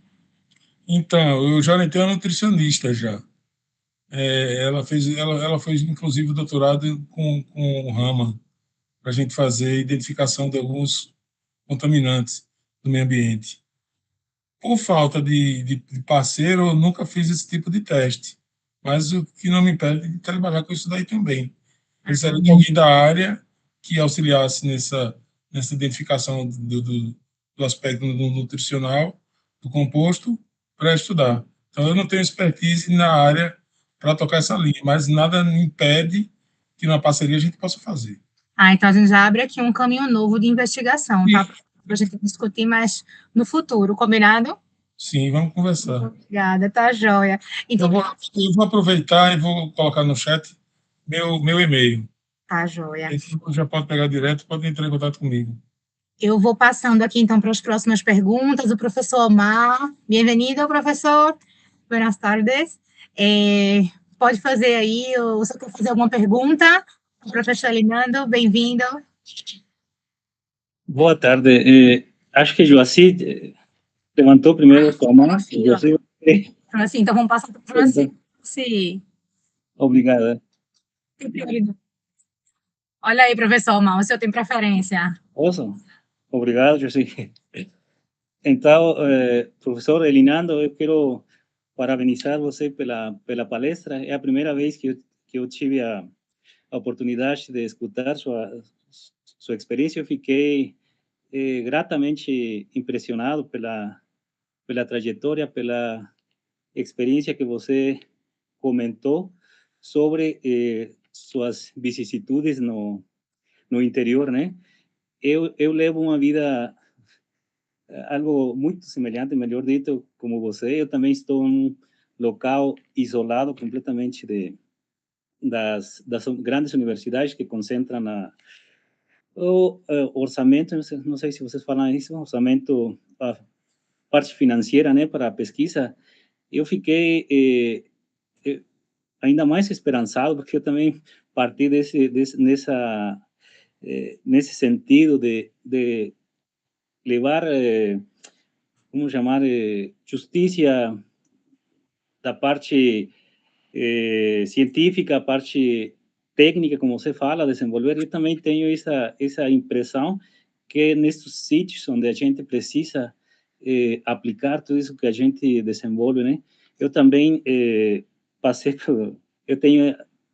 não tinha nada aqui, o ensino é a principal atividade para mim, mas pouco a pouco, com editais, drenar financiamento, pouco a pouco a gente começa a desenvolver. Então, eu queria perguntar para você se você tem algumas dicas, não sei se você formal falar isso, conselhos para eu tomar nota. Como foi seu processo?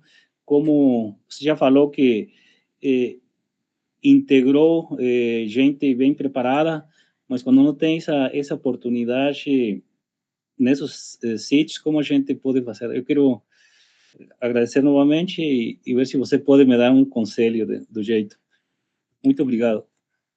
Um prazer tê-lo na audiência dessa palestra, fico muito honrado se possa ter acompanhado. Posso dar uma dica?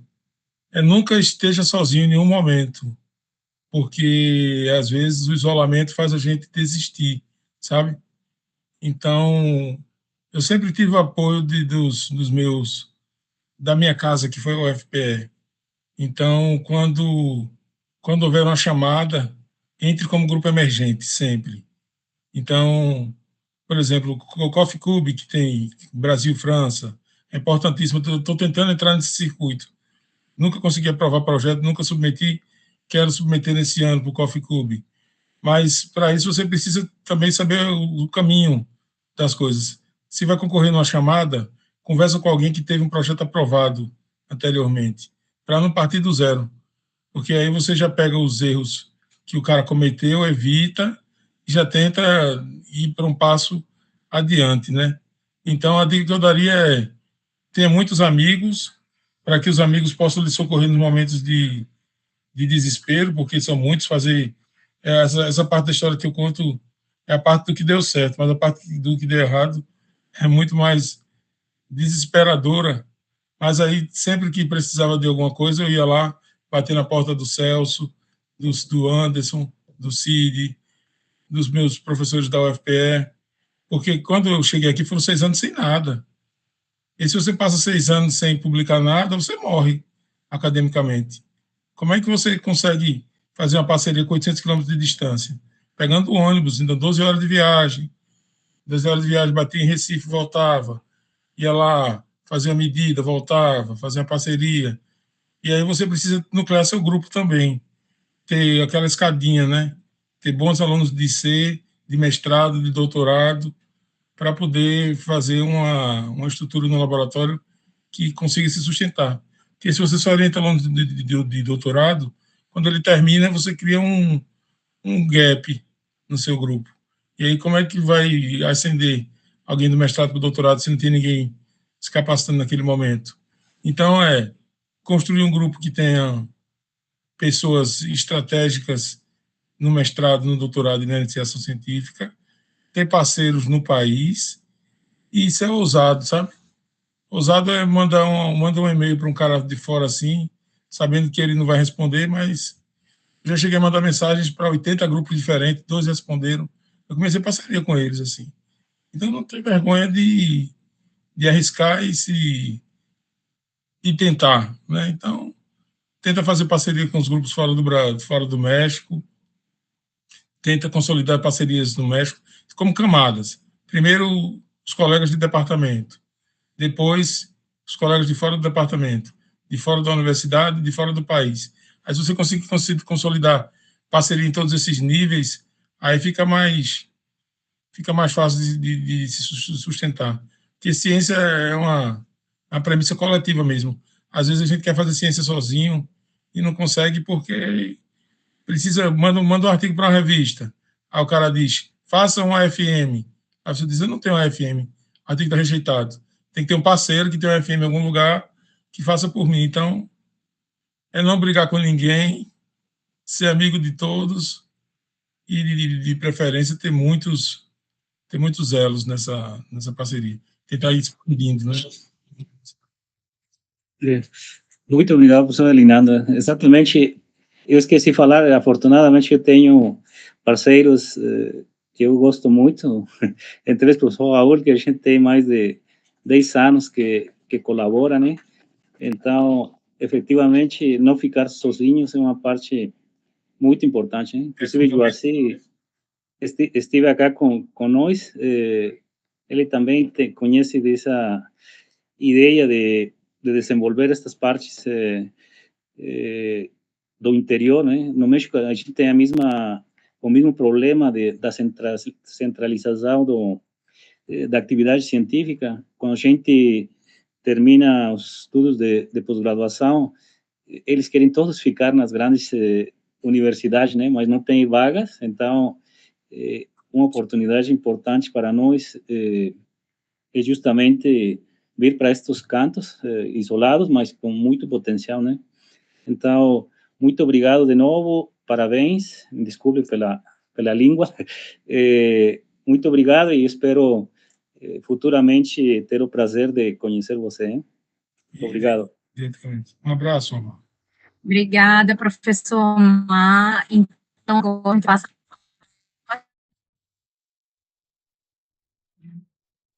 Joaci? Ou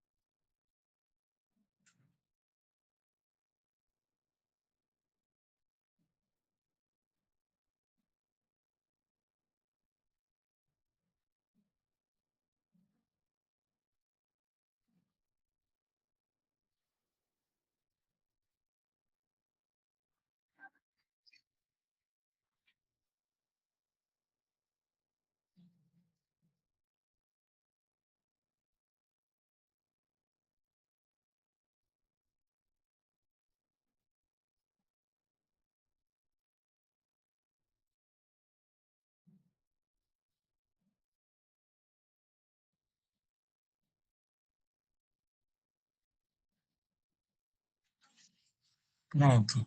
Com relação ao que vem adiante, né? A gente precisa muito de microscópio de transmissão. E microscópio de transmissão eletrônica é muito caro. Então, basicamente, a gente tem que fazer com que a Univasso inteira abra mão de um FINEP só para a compra desse microscópio. A gente conseguiu isso no ano passado. E aí ele foi indeferido pela FINEP, porque junto dele vinha um confocal e o edital dizia que tinha que ser numa só cidade. Aí o confocal estava em Petrolina e o microscópio de transmissão em Juazeiro. A gente perdeu de concorrer por 10 milhões de reais para esse equipamento. Então foi dolorido, sabe? Porque a gente conseguiu convencer a universidade inteira de que o projeto deveria ser a compra desse microscópio. E quando a gente pediu, por um detalhe do edital, a gente perdeu tudo.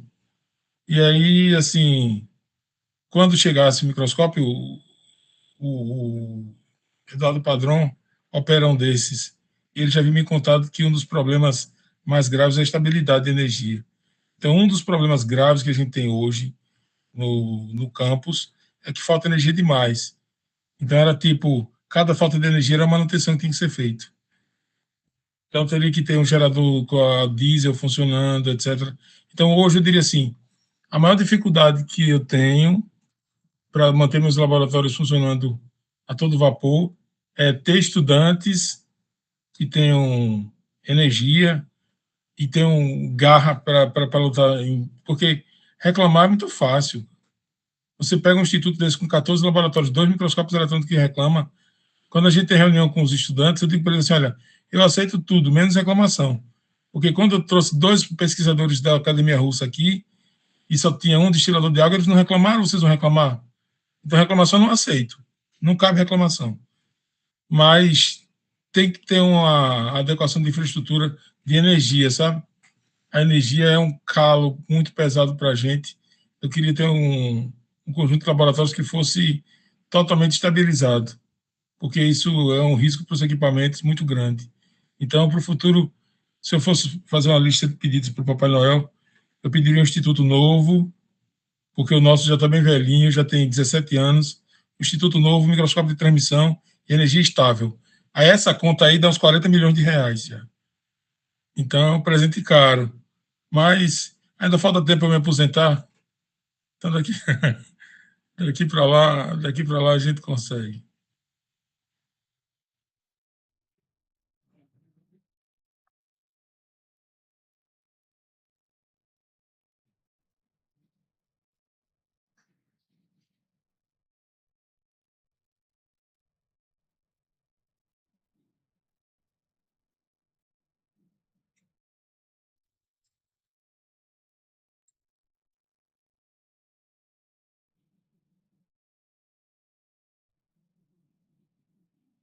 Sim, sim, a gente tá o problema da tilápia, que um dos resultados negativos que a gente obteve, foi que ela degrada muito rápido, e a gente está substituindo por quitosana, que é a tese de doutorado de outra aluna, que é a Fernanda. Então, a gente está meio que migrando da pele da tilápia para a membrana da quitosana. E aí, no próximo ano, quando o Raul me chamar para essa palestra de novo, aí eu vou trocar a quitosana, vou trocar as tilápias por quitosana, porque em termos de tempo de prateleira, elas são bem mais estáveis, sabe? E tem uma referência em tilápia no Nordeste, que é o Ceará. A Federal do Ceará é referência nisso. E eles saíram da pele de tilápia para trabalhar com. Como é que ele chama? É tipo uma espuma. Eles produziram uma espuma de tilápia. Então, eles já resolveram, a patente é deles, eles já resolveram essa questão de utilizar a pele in natura da tilápia, por essa espuma que eles desenvolveram. Então, a gente está correndo pelos lados para tentar atacar com a quitosana. Mas eu não fiz nenhuma parceria com o pessoal de alimentos ainda, não.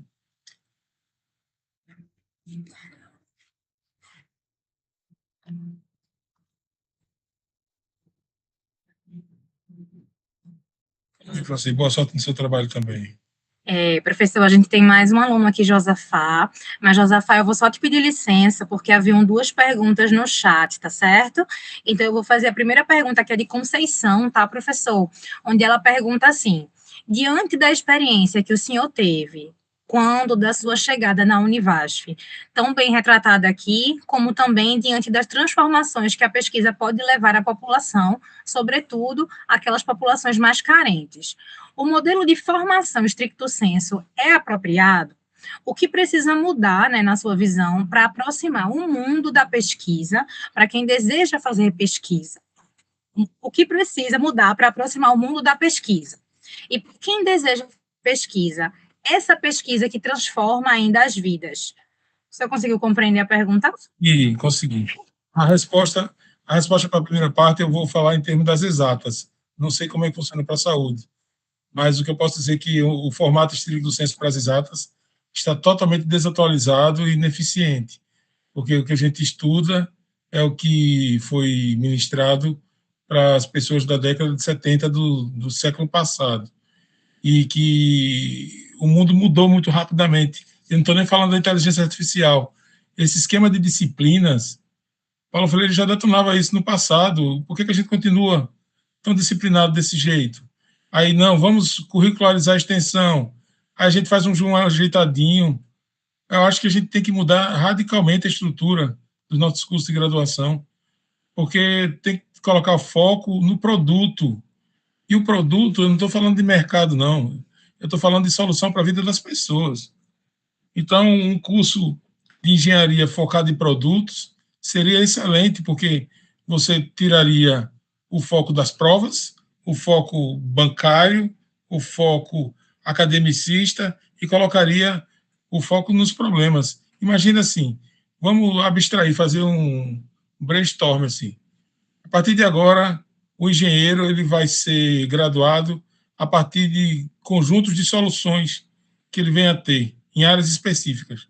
Saúde, educação, e ele vai escolhendo eixos e vai construindo soluções para aquilo ali. Será que ele vai ser um engenheiro melhor ou pior do que um outro que pagou 56 disciplinas? Agora, a estrutura da universidade é muito rígida. Eu não acredito que mude. Por mais que a gente critique, mas eu não acredito que mude essa estrutura bancária que a gente tem atualmente.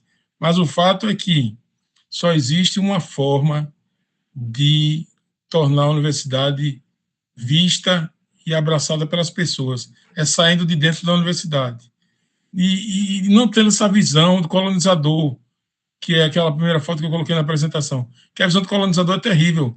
A gente chega nos lugares querendo dar palestra, querendo ensinar, mas a gente tem mais a aprender com eles do que para ensinar, porque o problema real, provavelmente a gente não tem solução para o problema real. E a gente tem que dizer assim, olha, eu tenho doutorado nisso, tenho doutorado naquilo, e não tenho solução para o seu problema que você está propondo. Dizer não sei é duro para um doutor, porque o doutor, a princípio, tem solução para tudo, né? Ele tem solução para que ele para aquilo que ele estudou, para aquilo que ele se doutorou. Para o resto, ele não sabe, não. Então, resumidamente, a sua questão, eu acho que a gente não consegue mudar, mas eu estou disposto a fazer dentro dos meus limites. Dentro dos meus limites, o que é? É cortar uma prova e colocar uma atividade de extensão, é trazer uma comunidade, o problema da comunidade para dentro de uma sala de aula, é fazer um problema real ser substituído por um problema de conteúdo de sala de aula. Isso é permitido fazer, porque eu estou ensinando eletricidade e magnetismo. O menino fez um colar para cegos, aquilo é eletricidade e magnetismo. Mas eu sei que aquilo para a vida dele foi muito mais importante do que eletricidade e magnetismo de provar a lei de Ohm. Entende?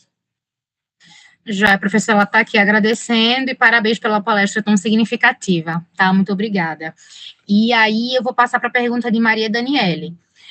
Durante a sua palestra, o senhor destacou de forma muito relevante o papel da engenharia na promoção da acessibilidade para as pessoas com deficiência e melhoria da qualidade de vida.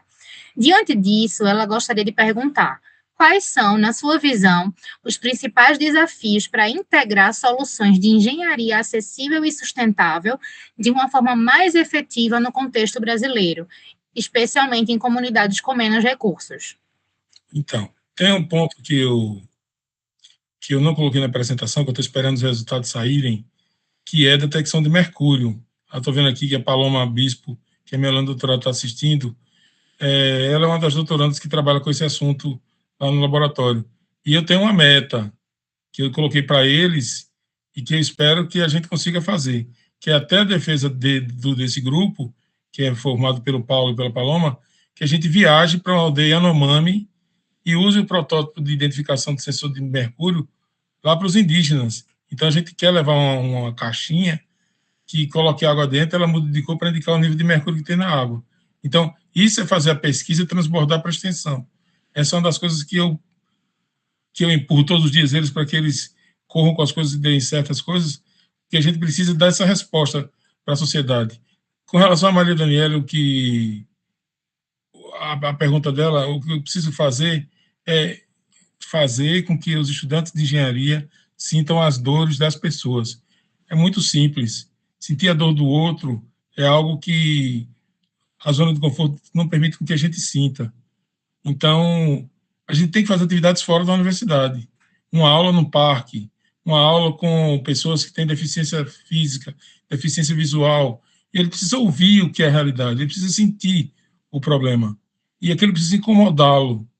Então, as soluções de engenharia, elas são muito no sentido assim, faça um startup para que você seja um empresário. O estudante de engenharia quer ser rico, todo mundo quer ser rico. Mas que tal uma startup social? Então, assim, uma das metas que eu queria, dentro do meu contexto de professor de física para engenharia, era que a gente pudesse ter startups sociais dentro do curso de engenharia da Univasf. E eu acho que está bem perto disso acontecer. Então, a gente precisa trazer a sociedade, levar a universidade para a sociedade. Porque para um estudante é mais fácil dizer não sei do que para um doutor. A gente tem muito ego, tem muita coisa e tal. Para um doutor dizer assim, olha, infelizmente eu não sei, o estudante, não sei. Eu sou estudante, estou aprendendo. É mais fácil para ele dizer não sei. Então, é muito mais fácil o estudante interagir e chegar numa solução do que o preconceito que está embutido num doutor, sabe? Então, eu acho assim, é muito mais fácil para o estudante fazer extensão do que para um doutor. Principalmente o doutor, eu tenho 40 anos, que eu sou doutor e não sei o quê, como que eu vou dizer que eu não sei? Então, isso cria uns bloqueios desnecessários. Então, na medida do possível, quando eu vou para esses encontros, eu nem me apresento como professor. Oi, tudo bom? Qual é o seu problema? Consigo ajudar? Acabou. Não precisa dizer que eu sou doutor, formado, ler o currículo Lattes, não sei o quê. O currículo Lattes só serve para enaltecer o ego da gente.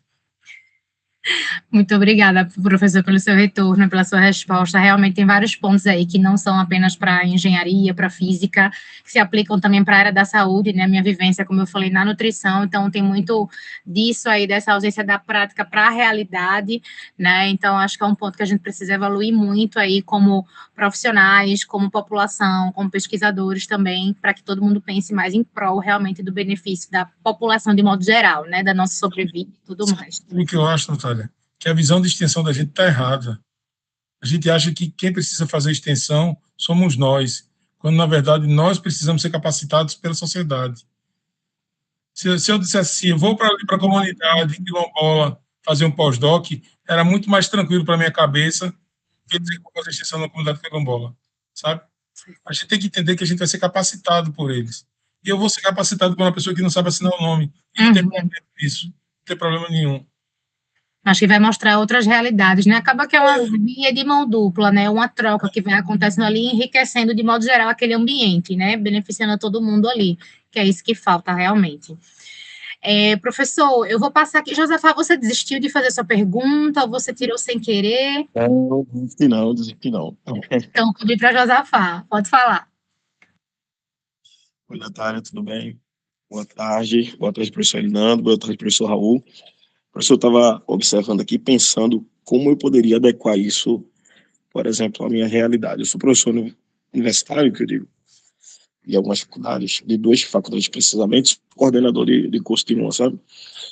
E quanto difícil é nós vendermos, entre aspas, usando um linguajar bem mercadológico mesmo, nós vendermos para uma faculdade particular ou para uma universidade particular a ideia de extensão, né? É meio complicado e eu queria saber, assim, do senhor, se o senhor tem mais experiência, como é que isso pode ser feito de forma mais efetiva, assim, né? Eu sei que há um movimento, os alunos, hoje eu percebo essa mudança, eu estou lecionando há alguns anos, mas eu percebo essa mudança que os alunos hoje também querem estar também fora da faculdade, né? Eles entendem aquilo ali como, às vezes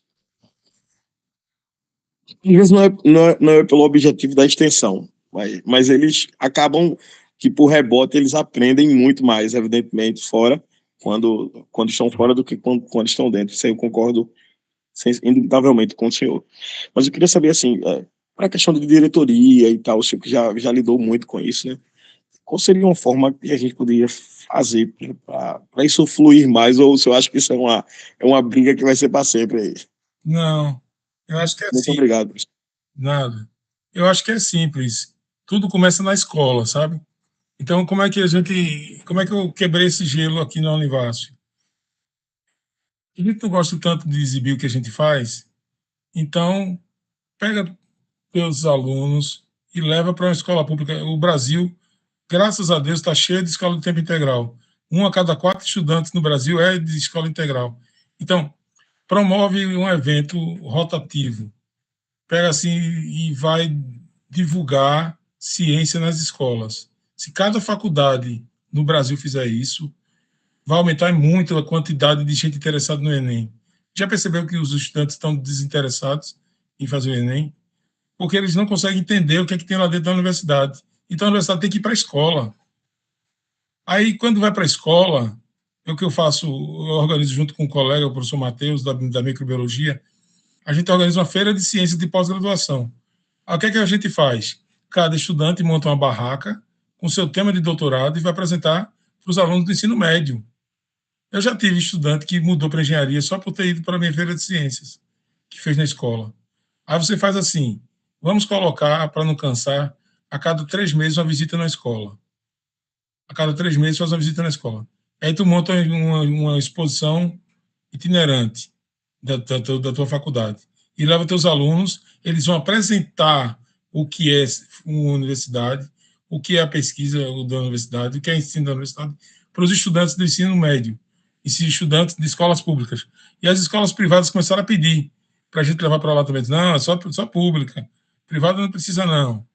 E aí chegou a ideia da gente levar para as feiras. Que tal fazer uma feira de ciências na feira pública? Na feira da cidade, o pessoal comprando peixe. A ideia, para você ter ideia, eu trouxe... Tem uma praça aqui chamada Praça do Bambuzinho. Aí eu consegui trazer um professor do MIT para cá, que foi meu supervisor. Aí eu fiz uma feira de ciências na Praça do Bambuzinho e levei esse homem para lá. Ele nunca tinha cruzado a linha do Equador.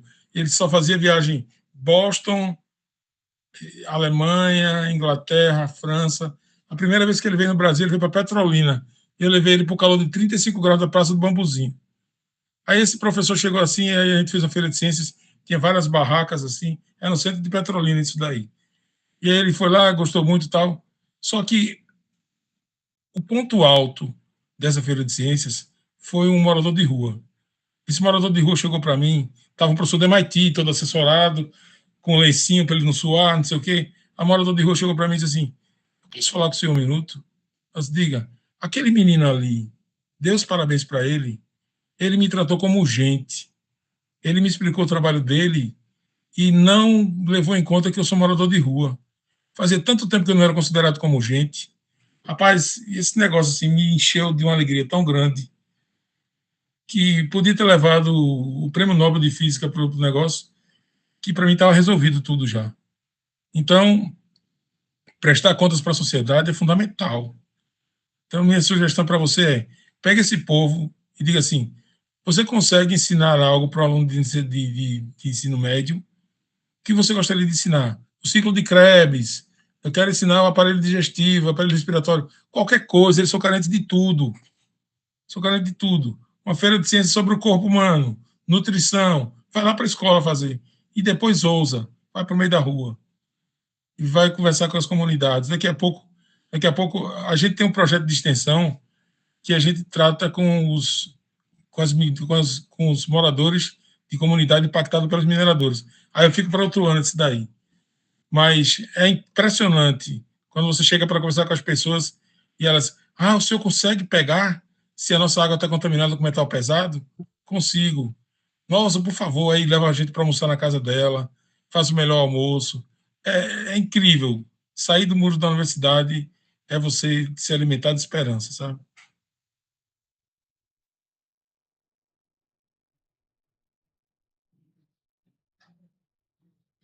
Obrigada. Então, agora eu vou passar a palavra para a Cristiane.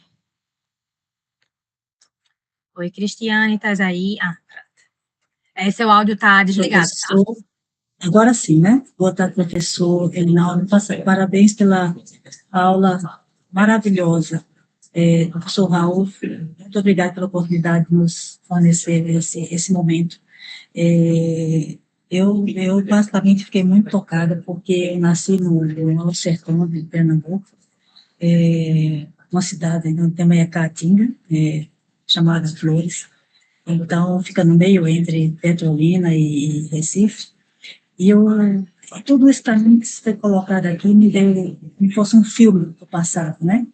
Estudei em ginásio municipal, escola municipal, onde era aquela merenda, fazia fila para pegar aquele copo de alumínio, para pegar a merenda, aquela mariola, enfim, tudo isso é muito rico em minha mente. Depois uma alegria muito grande ver o seu trabalho. Eu queria saber em que momento você descobriu isso, né, para si, porque tem vezes que se fez, né, foi para fora e ficou em centros que são referência mundial,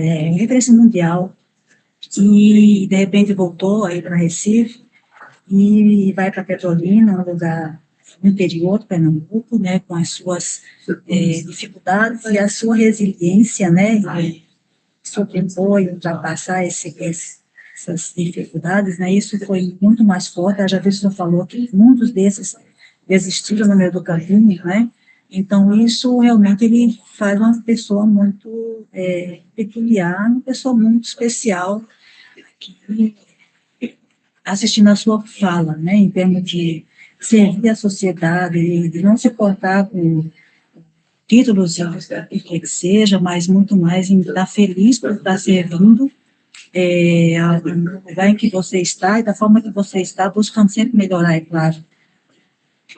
Então, é isso, eu queria só entender se esse projeto ele era uma coisa, algo que sempre estava no seu íntimo, ou surgiu depois de toda essa experiência fora, a questão do concurso que o senhor falou, né, e, enfim, é mais ou menos sobre isso aí que eu queria que, se possível, o senhor matasse a nossa curiosidade. Muito obrigada. Pronto. Obrigado, Cristiane. Legal que você vem do sertão também, consegue entender a realidade das coisas por aqui. Veja, eu tenho uma referência muito forte comigo. Eu fiz engenharia porque o sonho do meu pai era que eu fosse engenheiro, mas na verdade o que eu queria mesmo era ser físico. E aí, 2 meses antes de entrar na universidade, meu pai faleceu. Então eu fiz a universidade inteira sem pai e mantendo a casa com a bolsa de iniciação científica. E nesse período eu descobri o departamento de física. E o departamento de física, eu não sei se vocês conhecem o departamento de física da UFPE, aquele lugar ali é mágico para mim, sabe? Quando eu assisti uma palestra, então toda a motivação da minha vida surgiu dentro do departamento de física. Para quem não sabe a história do departamento de física, ele foi fundado há, não sei, 40, 50 anos atrás, e trouxe os melhores físicos que estavam espalhados pelo mundo. Então, trouxe o Maurício Coutinho, trouxe o Sérgio Rezende, trouxe o Cid, foi trazendo os melhores físicos que existiam e foram montando a estrutura de excelência. E eu assisti uma palestra quando eu era estudante lá, a palestra era From the Pigs to the Chips, dos porcos aos chips. E então ele contava uma história de que era um alagadiço, a região próxima ao departamento de física, e eles criavam porcos e vendiam os porcos para poder pagar o encardenamento das teses. Essa palestra, para mim, foi muito chocante, porque eles começaram do zero.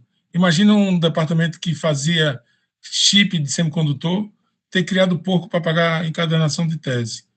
Então, eu cheguei à conclusão de que começar as coisas do zero seria muito digno e seria algo muito valoroso. Aí, de repente, surge a Univasso na minha vida. E eu olho para aquilo e digo assim, será que é a minha oportunidade de começar do zero? E aí encontrei 7 loucos, 6 a mais que eu, 6 e eu, físicos. E eu cheguei para os caras e disse assim, gente, vamos criar um departamento de física da UFPE em Petrolina? E os caras disseram sim. E a gente começou a construir. Então não foi um sonho de Elinando, foi um sonho de Niquifor, Joatan, Neemias, Wagner, Militão, Télio e Elinando. Foram 7 caras que se reuniram, foram brigar com o reitor. Pense no povo briguento. A gente era briguento demais. Hoje, o reitor da universidade hoje é Télio, que é um desses daí que eu contei, dos 7 físicos. E a gente foi brigar. E se tem pesquisa hoje na universidade, modéstia à parte, é muito por causa desses 7 físicos aí. Então, a gente tinha certeza de que ia conseguir fazer um departamento de física. Hoje, 22 anos depois, eu digo, vai ser igual ao departamento de física? Não, não vai. O departamento de física chegou muito mais distante e a gente não vai conseguir alcançar o departamento de física. Mas, na medida do possível, a gente conseguiu ser o primeiro instituto de pesquisa, primeiro mestrado e primeiro doutorado da universidade. Eu ainda tenho um sonho, sabe, que eu não consegui realizar mais por falta de oportunidade, mas o aluno que tiver interesse, a gente vai tocar. Eu quero fazer uma tese de doutorado dentro do Rio São Francisco. A gente vai colocar o aluno dentro do barco. Já foram 55 teses que eu orientei, mas tem que ser simbólica essa. A gente tem que fazer essa defesa dentro do rio. E aí botar o cara dentro da barca Nina, que é uma das barcas que alugam aqui, ficar no meio do rio e fazer uma defesa. Então a gente vai ter uma defesa de doutorado dentro d'água, no meio do Rio São Francisco. Vai ser muito simbólico isso daí. Já aconteceram, eu queria que fosse a primeira, já aconteceram várias, e a gente não teve nenhuma oportunidade. Quem sabe o pessoal que trabalha com mercúrio, a gente não faz uma defesa em que o cara faz uma análise online do nível de mercúrio do rio durante a defesa. Imagina que legal. Fantástico, fantástico. Realmente, essa história é fabulosa. Essa sua história realmente me tocou demais. Parabéns. Obrigado. Muito obrigada. Colocar os sonhos lá no infinito, né? Você não vai chegar lá, mas pelo menos tenta. Obrigada, Cristiane. Gente, a gente vai chegando aí para a última questão, tá certo? Eu não sei se eu vou pronunciar corretamente, mas a Tziri, é assim que fala. Vou abrir para você fazer a pergunta. Sí, hola, buenas tardes. Hola, buenas tardes. ¿Es así que hablo tu nombre, Atziri? Sí, Atziri está correcto. O Yanes, vale. cualquiera de los dos. Vale, gracias. Puedes preguntar, ¿vale? Ok, muchas gracias. Bueno, pues yo voy a preguntar en español. La verdad hice mi mayor intento por entender la presentación y agradecer principalmente la presentación. Y pues mi pregunta para él es, nosotros somos estudiantes de la ingeniería en industrias alimentarias y pues por lo que más o menos entendí, pues la industria alimentaria también tiene mucho que ver en la biotecnología. Mi pregunta es si tiene algún consejo para nosotros, para la investigación que nosotros estamos intentando llevar a cabo y que si tiene algún consejo para nosotros poder mejorar en ello. Vale, muchas gracias. Professor, você conseguiu compreender a pergunta dela? Sim, ela pede algum